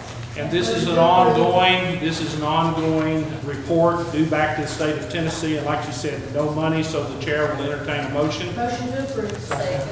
Motion to approve made by Ms. Keller, second by Mr. Lyons. Madam Clerk, call roll. As she calls roll, respond by aye if you're in approval, no if you're not. Hubert Peters. Aye. Willie Campbell. Aye. Jerry Prophet. Aye. Nancy Brown. Mike Hill. Aye. Al Meehan. Beth Depew. Ron Terry. Aye. Ron Montana. Aye. Josie Hester. Aye. Isaiah Bryanstein. Danny Ward. Ross Garland. Kevin Dakota. Bobby Diggs. Randall Jenkins. Yes. Larry Miller. John Lewis. Ray Lyons. Sonia Coler. Scott Semley. Cody McQueen. Robert Carroll. Yes. Robert Goff. Yes. All ayes. All aye, motion passed. Next item. Item number 2 is the planning and zoning copier lease agreement. In the past, these normally have not come before commission, but it's come to my attention that they need to because they are a multi-year lease agreement. So this will be the first one of many I'm sure that you will receive. It is for a copier at the planning commission office. I make the motion. Second. Motion made by Commissioner Trivett, second by Commissioner Collar. Mr. Lewis? Mr. Lewis, we don't own no copies or anything leased out? We have a variety of things that go in each office. I know the trustee's office just bought their copier when their lease agreement was up. They were able to purchase that for $1, and they kept that copier. They maintain a maintenance agreement on it. Some people are leasing their copier, some people own it. So there's a variety throughout the county. Each office has their own plan implemented. Would it be cheaper to buy them? Is there a reason why you? Normally, what you do is you lease those, because that includes your maintenance agreement. When you lease a copier, if anything should happen while you have it leased, they will fix that and you don't have to worry about it. If they can't fix it, they'll bring you a copier in to replace that. So that's what normal lease agreements are for, and normally it's just as cost effective to lease it as it is to purchase it. Any further discussion? I did have a question on that. It's got kind of itemized price on there. And I noticed that the quotation is valid until the following date. It's 8/21/14, and that would be, we're past that. It's already passed. Mr. Schuler, have you verified that this is still good, the quote? It just came in after our last commission meeting. We weren't able to get it, so it's why it's coming to you today. Any further discussion? Seeing none, respond as the clerk calls the roll. Buford Peters. Aye. Willie Campbell. Aye. Jerry Crockett. Aye. Nancy Brown. Tom Hill. Aye. Al Meehan. Aye. Beth Depew. Ronnie Crivitt. Aye. Ronald Montana. Aye. Elsie Testor. Aye. Isaiah Bronstein. Aye. Danny Ward. Ross Garland. Aye. Timothy Homer. Aye. Bobby Dees. Randall Jenkins. Yes. Larry Miller. Aye. John Lewis. Aye. Ray Lyons. Aye. Sandra Cullen. Scott Singleton. Aye. Cody McQueen. Aye. Robert Carroll. Yes. Robert Goff. Yes. All ayes. Motion passes. Next item. The next item is something that you will see monthly coming through. It's the donations to the animal shelter. And we are very blessed with several donations that come through our animal shelter, but those require full commission acceptance. So I ask that you accept those. Second. Was that Ms. Brown? Who made that? Oh, okay, sorry. Ms. Culler, second by Mr. Campbell. Any discussion? Finally woke up here. As the clerk calls roll, respond as to your desire, yes or no. Buford Peters. Aye. Willie Campbell. Aye. Jerry Crockett. Yes. Nancy Brown. Tom Hill. Al Meehan. Aye. Beth Depew. Ronnie Crivitt. Aye. Charles Montana. Elsie Testor. Aye. Isaiah Bronstein. Aye. Danny Ward. Ross Garland. Aye. Timothy Homer. Bobby Dees. Randall Jenkins. Yes. Larry Miller. Aye. John Lewis. Aye. Ray Lyons. Sandra Cullen. Scott Singleton. Aye. Cody McQueen. Aye. Robert Carroll. Yes. Robert Goff. Yes. All ayes. Motion passes. Next item, please. Item number 4 is General Fund 101 Budget Amendment number 3. Item number 1 is to reallocate funds received from the sale of specimen. We take the carcasses from the dead animals and we sell those for scientific research. That puts that money back into those supplies for euthanasia. Item number 2 is to recognize the transfer for the spay and neuter services. Those fees are paid up front by the adopter of the animal, and then those are transferred to the Humane Society to have those services performed. It's just an in and out transfer. Make a motion, we approve it. Wait just a second if you'll let me describe item number 3 because it is of importance and it's different than the other two. Item number 3 comes from fund balance, and in the past Commissioner Bayless would ask me how much new money is required, and that's when he meant what's coming out of fund balance. This is not originally in the budget. This is to cover a fuel spill that we had close to the Simmerly Creek Road. If you recall, there was a fuel truck or a truck that was hit and his fuel tank was punctured right there in the curve before you get to Simmerly Creek, and that caused a spill. We've tried every avenue. County attorney researched it. Former EMA director researched it, trying to get funds to cover that expense, and we were unable to do so. So that's going to require that we take $10,544.60 from fund balance. I make a motion, we approve that. Motion to approve. Second. Motion was made by Mr. Trivett, second by Mr. Grindstaff. Any discussion? Mr. Lewis?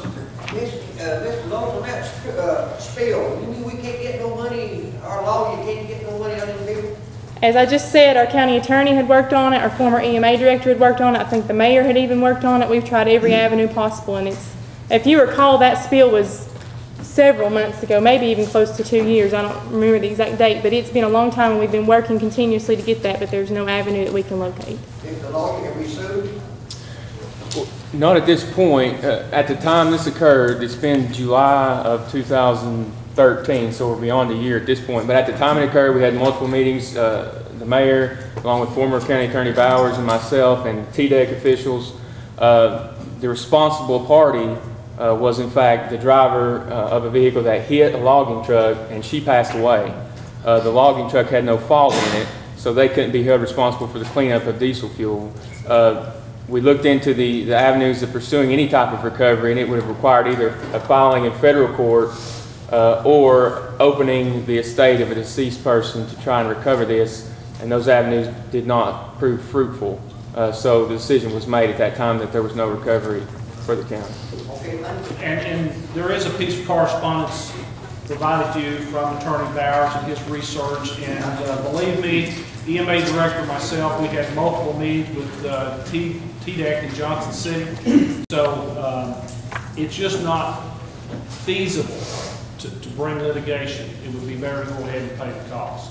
Any other discussion? Madam Clerk, please call the roll, and as she calls your name, respond with your approval or disapproval. Peter Peters. Willie Campbell. Jerry Crawford. Nancy Brown. Mike Hill. Al Wynn. Beth Pugh. Ronnie Crivitt. Ron Montana. Elsie Testor. Isaiah Bradstead. Danny Ward. Ross Garland. Timothy Holden. Bobby Dees. Randall Jenkins. Yes. Larry Miller. John Lewis. Yes. Ray Lyons. Sonia Coler. Scott Semmerly. Cody McQueen. Robert Carroll. Yes. Robert Goff. Yes. All ayes, motion passed. So therefore, we'll go into the next section of the agenda, County Attorney Report. If you could hold on 1 second, I still have 2 more items. Okay. I'm sorry I'm to sorry. delay you by any means, but the last thing that I have as far as budget-related items, I laid it on your desk on the way in. Mr. Cobalt presented this to me this morning. I was on vacation last week, so one item didn't come in until I got here this morning, and the other one came at 15 till 9, so it's very last minute, but we do have these. Item number 1 is to reallocate within the Highway Fund 131 for a new janitorial position at the Highway Department. They currently do not have a janitor at the Highway Department, and he wishes to hire one. It's a total of $25,000, and he's taking that from gasoline, so it's a move within his budget to cover a new position as a janitor, and that's just to cover from this point to June the 30th. Item number 2 is to reallocate within their budget for the administrative assistant positions. Mr. Perkins allowed for Mr. Cobalt's new administrative assistants to come in early and train with the former assistants so that they could know what the job would be when they got there. And the budget was not sufficient to handle those at the rates that Mr. Cobalt would like to pay them. So he is asking that you move money from his assistant superintendent line item, which is not filled at this point, and move it to those designated line items to cover those positions. They just moved one line item to another. That's correct. Okay, I have a motion by Ms. Culler, second by Ms. Brown. Any discussion? Question on the motion. Seeing no discussion. Madam Clerk, call roll. As she calls your name, please respond with your desire, yes or no. Peter Peters. Willie Campbell. Because I'm an employee of Carter County Highway Department, I have no conflict of interest about this vote. Yes. Jerry Crawford. Nancy Brown. Mike Hill. Al Wynn. Beth Pugh. Ronnie Crivitt. Charles Montana. Elsie Testor. Isaiah Bradstead. Danny Ward. Ross Garland. Timothy Holden. Bobby Dees. Randall Jenkins. Yes. Larry Miller. John Lewis. Ray Lyons. Sonia Coler. Scott Semmerly. Cody McQueen. Robert Carroll. Yes. Robert Goff. Yes. All ayes. All ayes, motion passes. Any other items, Andrew? Yes, sir. Okay. I also included 2 reports for you. One was laid on your desk this morning. It's just a sales tax report, and it kind of shows you where we're at versus the budget, and it shows you the official collection report. The second report that's in your packet and will be there monthly is the expenditure reports. That's the monthly financial reports. They currently look a little skewed because there's not a budget keyed in. We have not received official approval from the state, but I have been told it should come any day, and the mayor will receive that, and I'm sure forward it to all the related parties. But it will look much better once we get that budget keyed in, and you can see how much is in each line item. But there should be a report for each of the major funds included in your packet. Those don't require a vote, they're just for your information only. The last thing I have is the financial management item. I thought we might appoint financial management today, but since we haven't, we'll go ahead with this. We need to get the approved signature list changed with all the new election changes and changes in personnel. We need to get that changed. So we'll need to add the new signatures at the highway department, at the sheriff's department, at the circuit court clerk's office, and at the session judge's office. And we'll have to remove those that left and place the new ones in. So I ask that you approve those signature changes so that those people can be allowed to make the changes necessary for their budgeted items. So moved. Mr. Lyons makes a motion, second by Ms. Deeds. Any discussion? Madam Clerk, call roll, please. Hubert Peters. Willis Campbell. Aye. Jerry Crockett. Aye. Nancy Brown. Mike Hill. Aye. Al Leanne. Beth Sophia. Ronnie Crivitt. Charles Von Cannon. Elsie Tester. Aye. Isaiah Rhinestead. Aye. Danny Ward. Ross Harlan. Timothy Norman. Bobby Dees. Randall Jenkins. Yes. Larry Miller. John Lewis. Ray Lyons. Sonia Coler. Scott Semley. Cody McQueen. Robert Carroll. Yes. Robert Goff. Yes. All ayes. All ayes, motion passed. Any other item? Thank you. Sorry to cut you off. I just Okay, didn't no have problem. those items. County Attorney, please give us a report. Yes, sir. I'll try to keep it brief. Mr. Bowers updated the full commission last month as to all pending litigation, and him and myself had individual meetings with most of the new commissioners updating them, so I won't go back into all of those. However, there is some new litigation that was received this month. Former inmate at our jail sued the Sheriff Mathis, the chief deputy, and the jail administrator at that time. That litigation has been forwarded on to our insurance carrier, so we'll monitor that as it goes. As of right now, there's some issues with whether that was even properly filed or properly served upon the county. This involves a civil rights violation in the jail. As far as ongoing matters that I'm working on, I continue to work on the SIA project, which is a new road that's going to be put into the industrial park. Still working with the folks at TDOT and the attorneys and the individual businesses involved there in moving that project forward, and we are doing that. I attended the Industrial Development Board meeting and had a subsequent meeting with Tom Anderson to receive updates as far as the ongoing recruitment of potential employers to the region, and there are some things moving forward in that area. The forensic, we're in a process of looking at a new forensic agreement with ETSU, and it's going to involve most of the counties in this region. That project is still moving forward. I'm working with Dan Street, the county attorney in Sullivan County, and Ed Kelly, who's the attorney with ETSU. And we are making progress in that regard, and hope to adopt that or present that for adoption here soon. One issue that was brought up last month, Mr. Bowers had written a letter to representatives of TDOT concerning a traffic study with some tractor-trailer traffic on State Route 173 in the Simmerly Creek community. We're still waiting on a response that has been forwarded on to the appropriate officials with TDOT.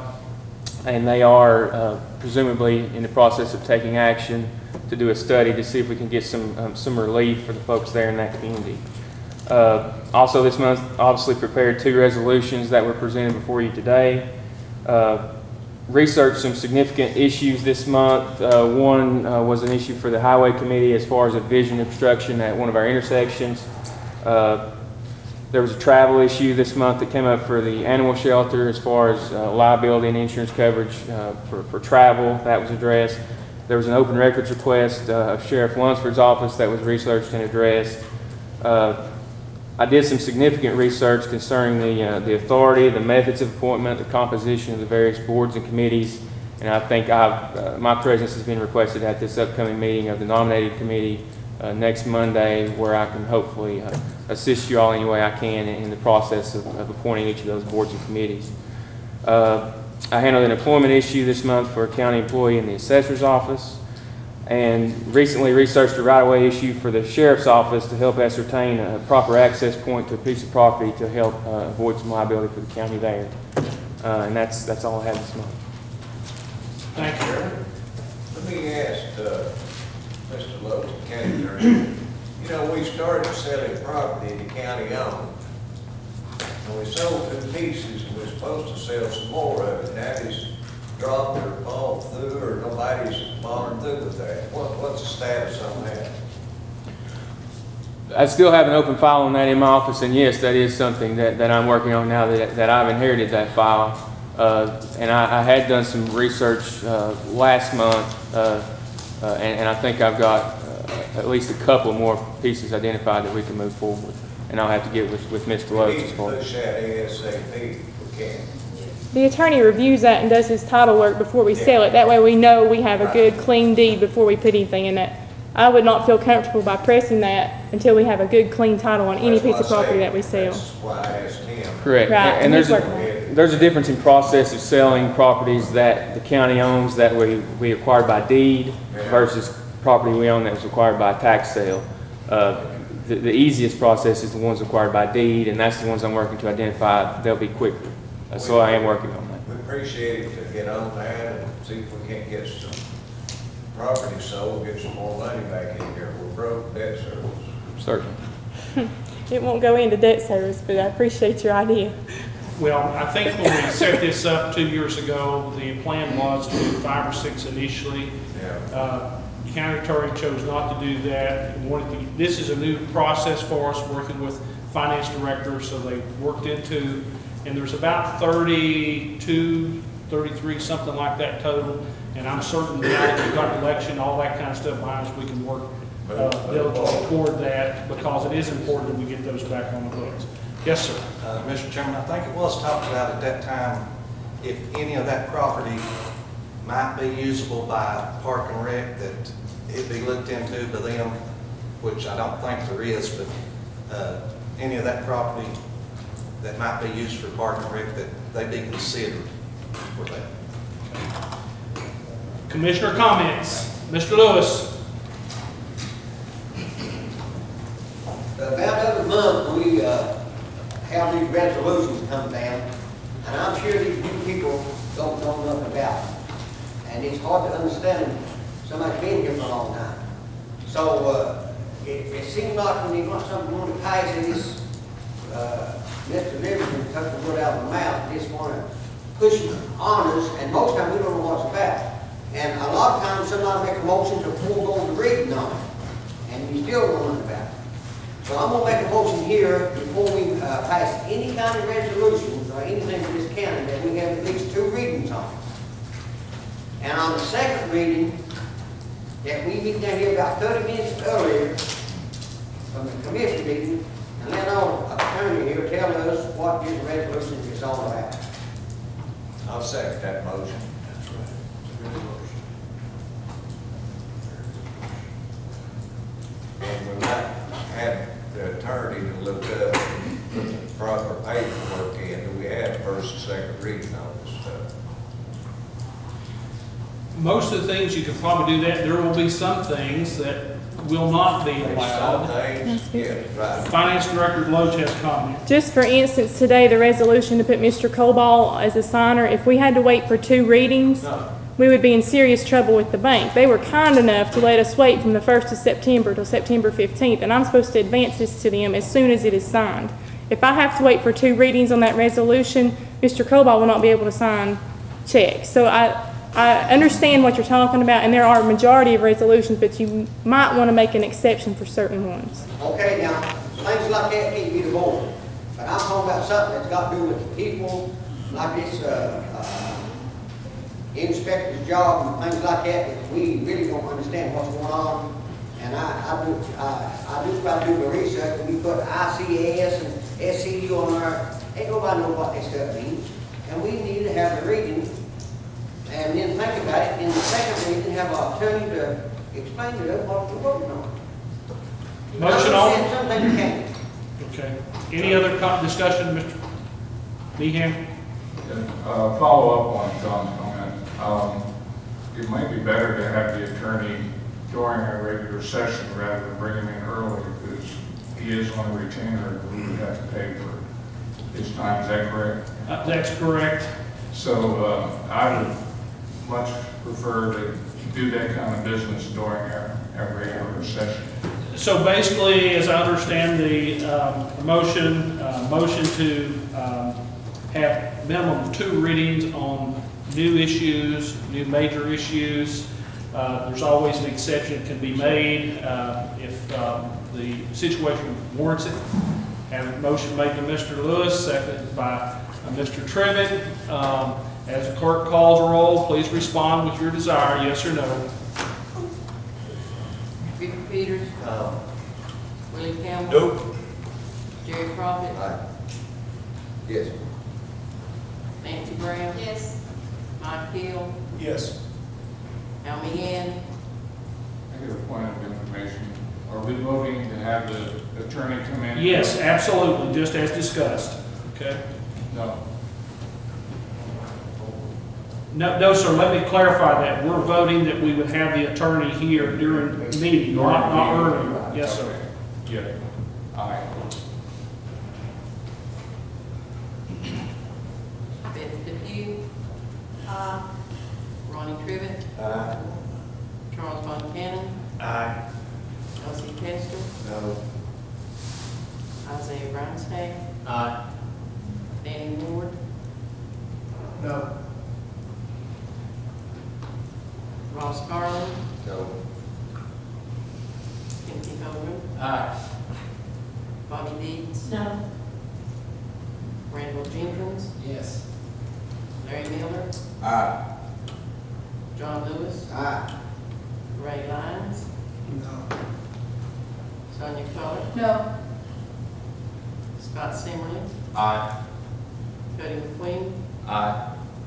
Robert Carroll. Yes. Robert Goff. Yes.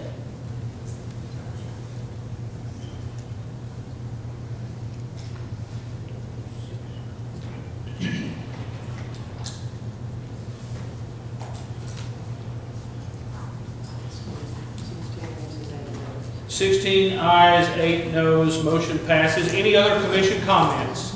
Mr. Tester. Mr. Speaker, I'd like to comment. We have the law enforcement committee, the former law enforcement committee, we did a study on probation. Our probation, I'm talking about misdemeanor, not state probation, misdemeanor probations through Crossroads has cost these taxpayers a lot of money. And in return, they got nothing back for that. And so we begin to do a study on that. By TCA law, the General Sessions Judge has the authority to appoint whoever he or she chooses to be the probation department. So, but there are counties that have went to Nashville and got a private act.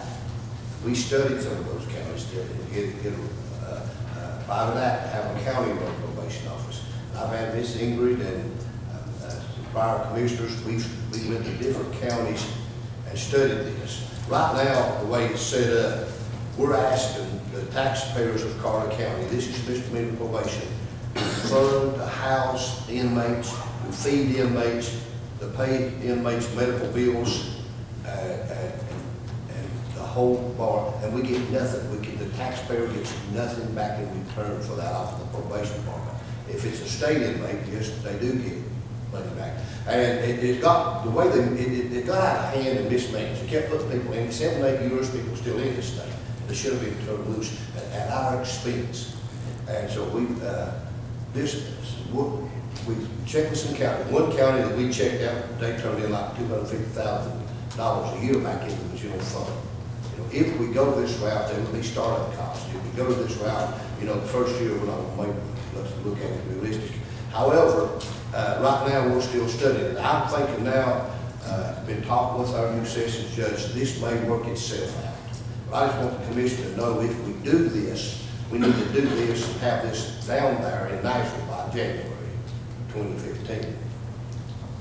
And I just really want to just inform people right now that that's what we've been working on and that's what we're going on. And this may work itself out. We're going to give it some more time and see.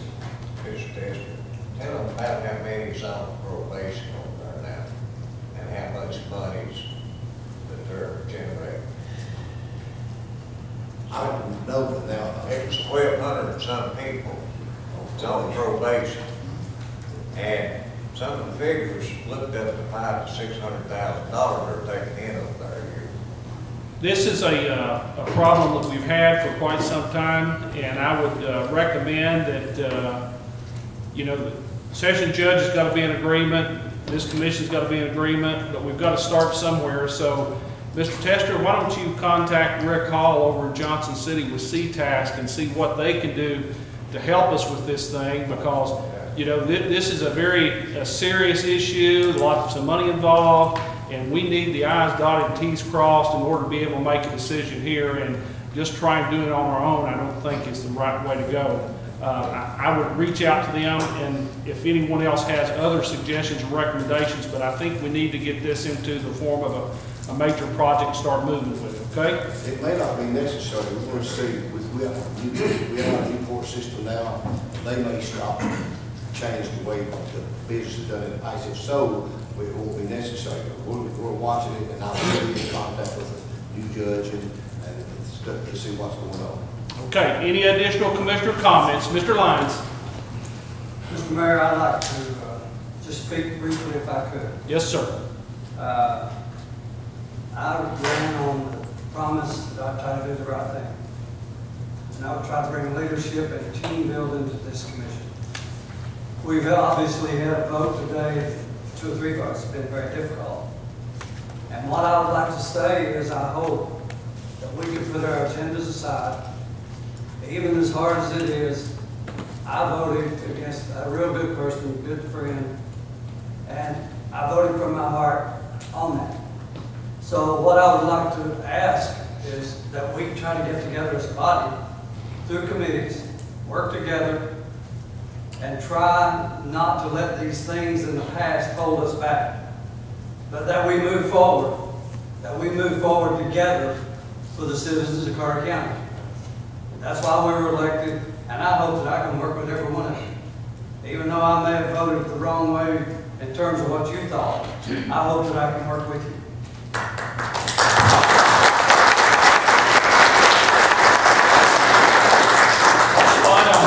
Mr. Von Camp. It's good to see youth in the commission, because there comes a time when those of us that can't hear have all kinds of problems. But we've made a good decision, in my opinion, on leadership. And to Mr. Lyons has hit it on the nail on the head. Let what happened in Vegas stay in Vegas. Because this is a new commission, a new day. Who got beat, who won, is immaterial. Evidently, the people of this county wanted what happened to happen, and it did. Mr. Tester is exactly right. Probation in this county is costing us, as citizens, an arm and a leg. I don't know what the answer is, whether it's a private situation or whether it's in-house. But whatever it is, it needs to occur. Our new sheriff is in agreement that it is the worst thing that's happening right now other than Beth. Absolutely. What percent of your prisoners are in now that are on probation? Probably 40%. 40.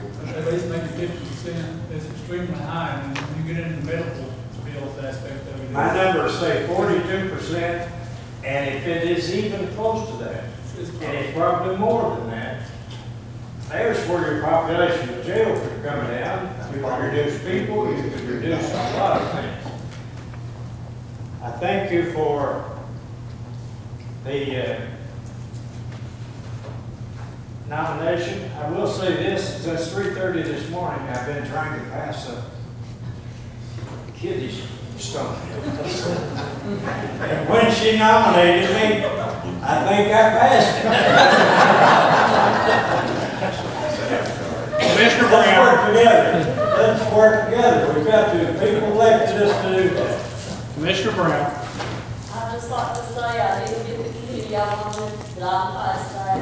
I just want us all to work together and do the best that we can do for this county, and let's bring it out, and let's be proud of our county. Mr. Miller. I'd like to thank this committee. Talking about the jail, our young people, I go back for young people. They need something in Carter County, folks. Name something in Carter County to help the young people. Our school system does good with our children. Crime rates down when school's out, when school's in session. School's out, crime goes up. With young people, we need to start with young people. I know over high school people in here got young ones, grandbabies, and great-grandbabies. If our kids goes to a movie, they gotta go out of Carter County. If our kids go bowling or skating, they gotta go out of Carter County. If they go to a concert, they gotta go out of Carter County. But if our nation goes to the war, they don't call on this country, they call our young kids. Shame on them. I've got 3 points to me when I want to think of somebody else. We need, don't look at a 60-year-old man to create something. Get young people involved. Let's get something for our young kids. Well, other counties have got it short. Carter County needs our young people the same as other counties does. You know, we want to work together. A great president once said, it's not what our country do for us, it's what we can do for our country. It's not what our county can do for us, it's what we can do for our county. Thank you. Thank you. And Sheriff, I think you had something you wanted to say. I just want to give my hand here cooperation in any way, shape, or form with my staff, and we can help you. And I'm going to talk to the mayor sometime in the near future. And what I would like to do is invite each of you, maybe groups of 2, to tour the jail during its operation mode, so that you can see firsthand what we have over there. So if questions may arise in the future, you'll have firsthand knowledge of what's going on. Thank you, sir. Appreciate it. Any other commissioner comments? Mr. Campbell. This was brought to my attention 2 or 3 times since new officials took over. This happened in the sheriff's department. They get rid of the chief and he gives him authority to take the money from the budget and pass it out between the men. We need to look into this. When new people get elected, we need to stop somewhere along the line. I can see an emergency or something like that, spending the money out of the new budget. When he goes overboard and starts handing out money, that shouldn't be right. We should leave that money in there for the next person that's taking the office. And we need to look at this over the long run. You know, it's bad when you have to come up at the end of the year. The sheriff's going to have to come up. He's probably going to come before us, asking for this money back. See what we get into. We keep going downhill that way. Mr. Galbo, I think you had raised your hand. Yes. First of all, I'd just like to thank the citizens that voted me back in for 3rd term. And I thank this morning for the new commissioners that came in. It appears that we are going to have a solid county commission. I hope and pray that we will work with each other and not against each other. We need to be concerned about what our citizens have to say, more or less than what we have to say. If we don't know what you want or have a comment about, we don't know what to do anything about it. So I'm asking this morning that all the commissioners will get a chance for just stand up, talk, and give into consideration what they're saying, and vote the way your heart tells you. Because we need to be serving the people, not the people serving us. So, congratulations to all of the commissioners, and I welcome you aboard. Make a motion to adjourn, Mr. Chairman. Second. All in favor, say aye. Aye. Meeting adjourned.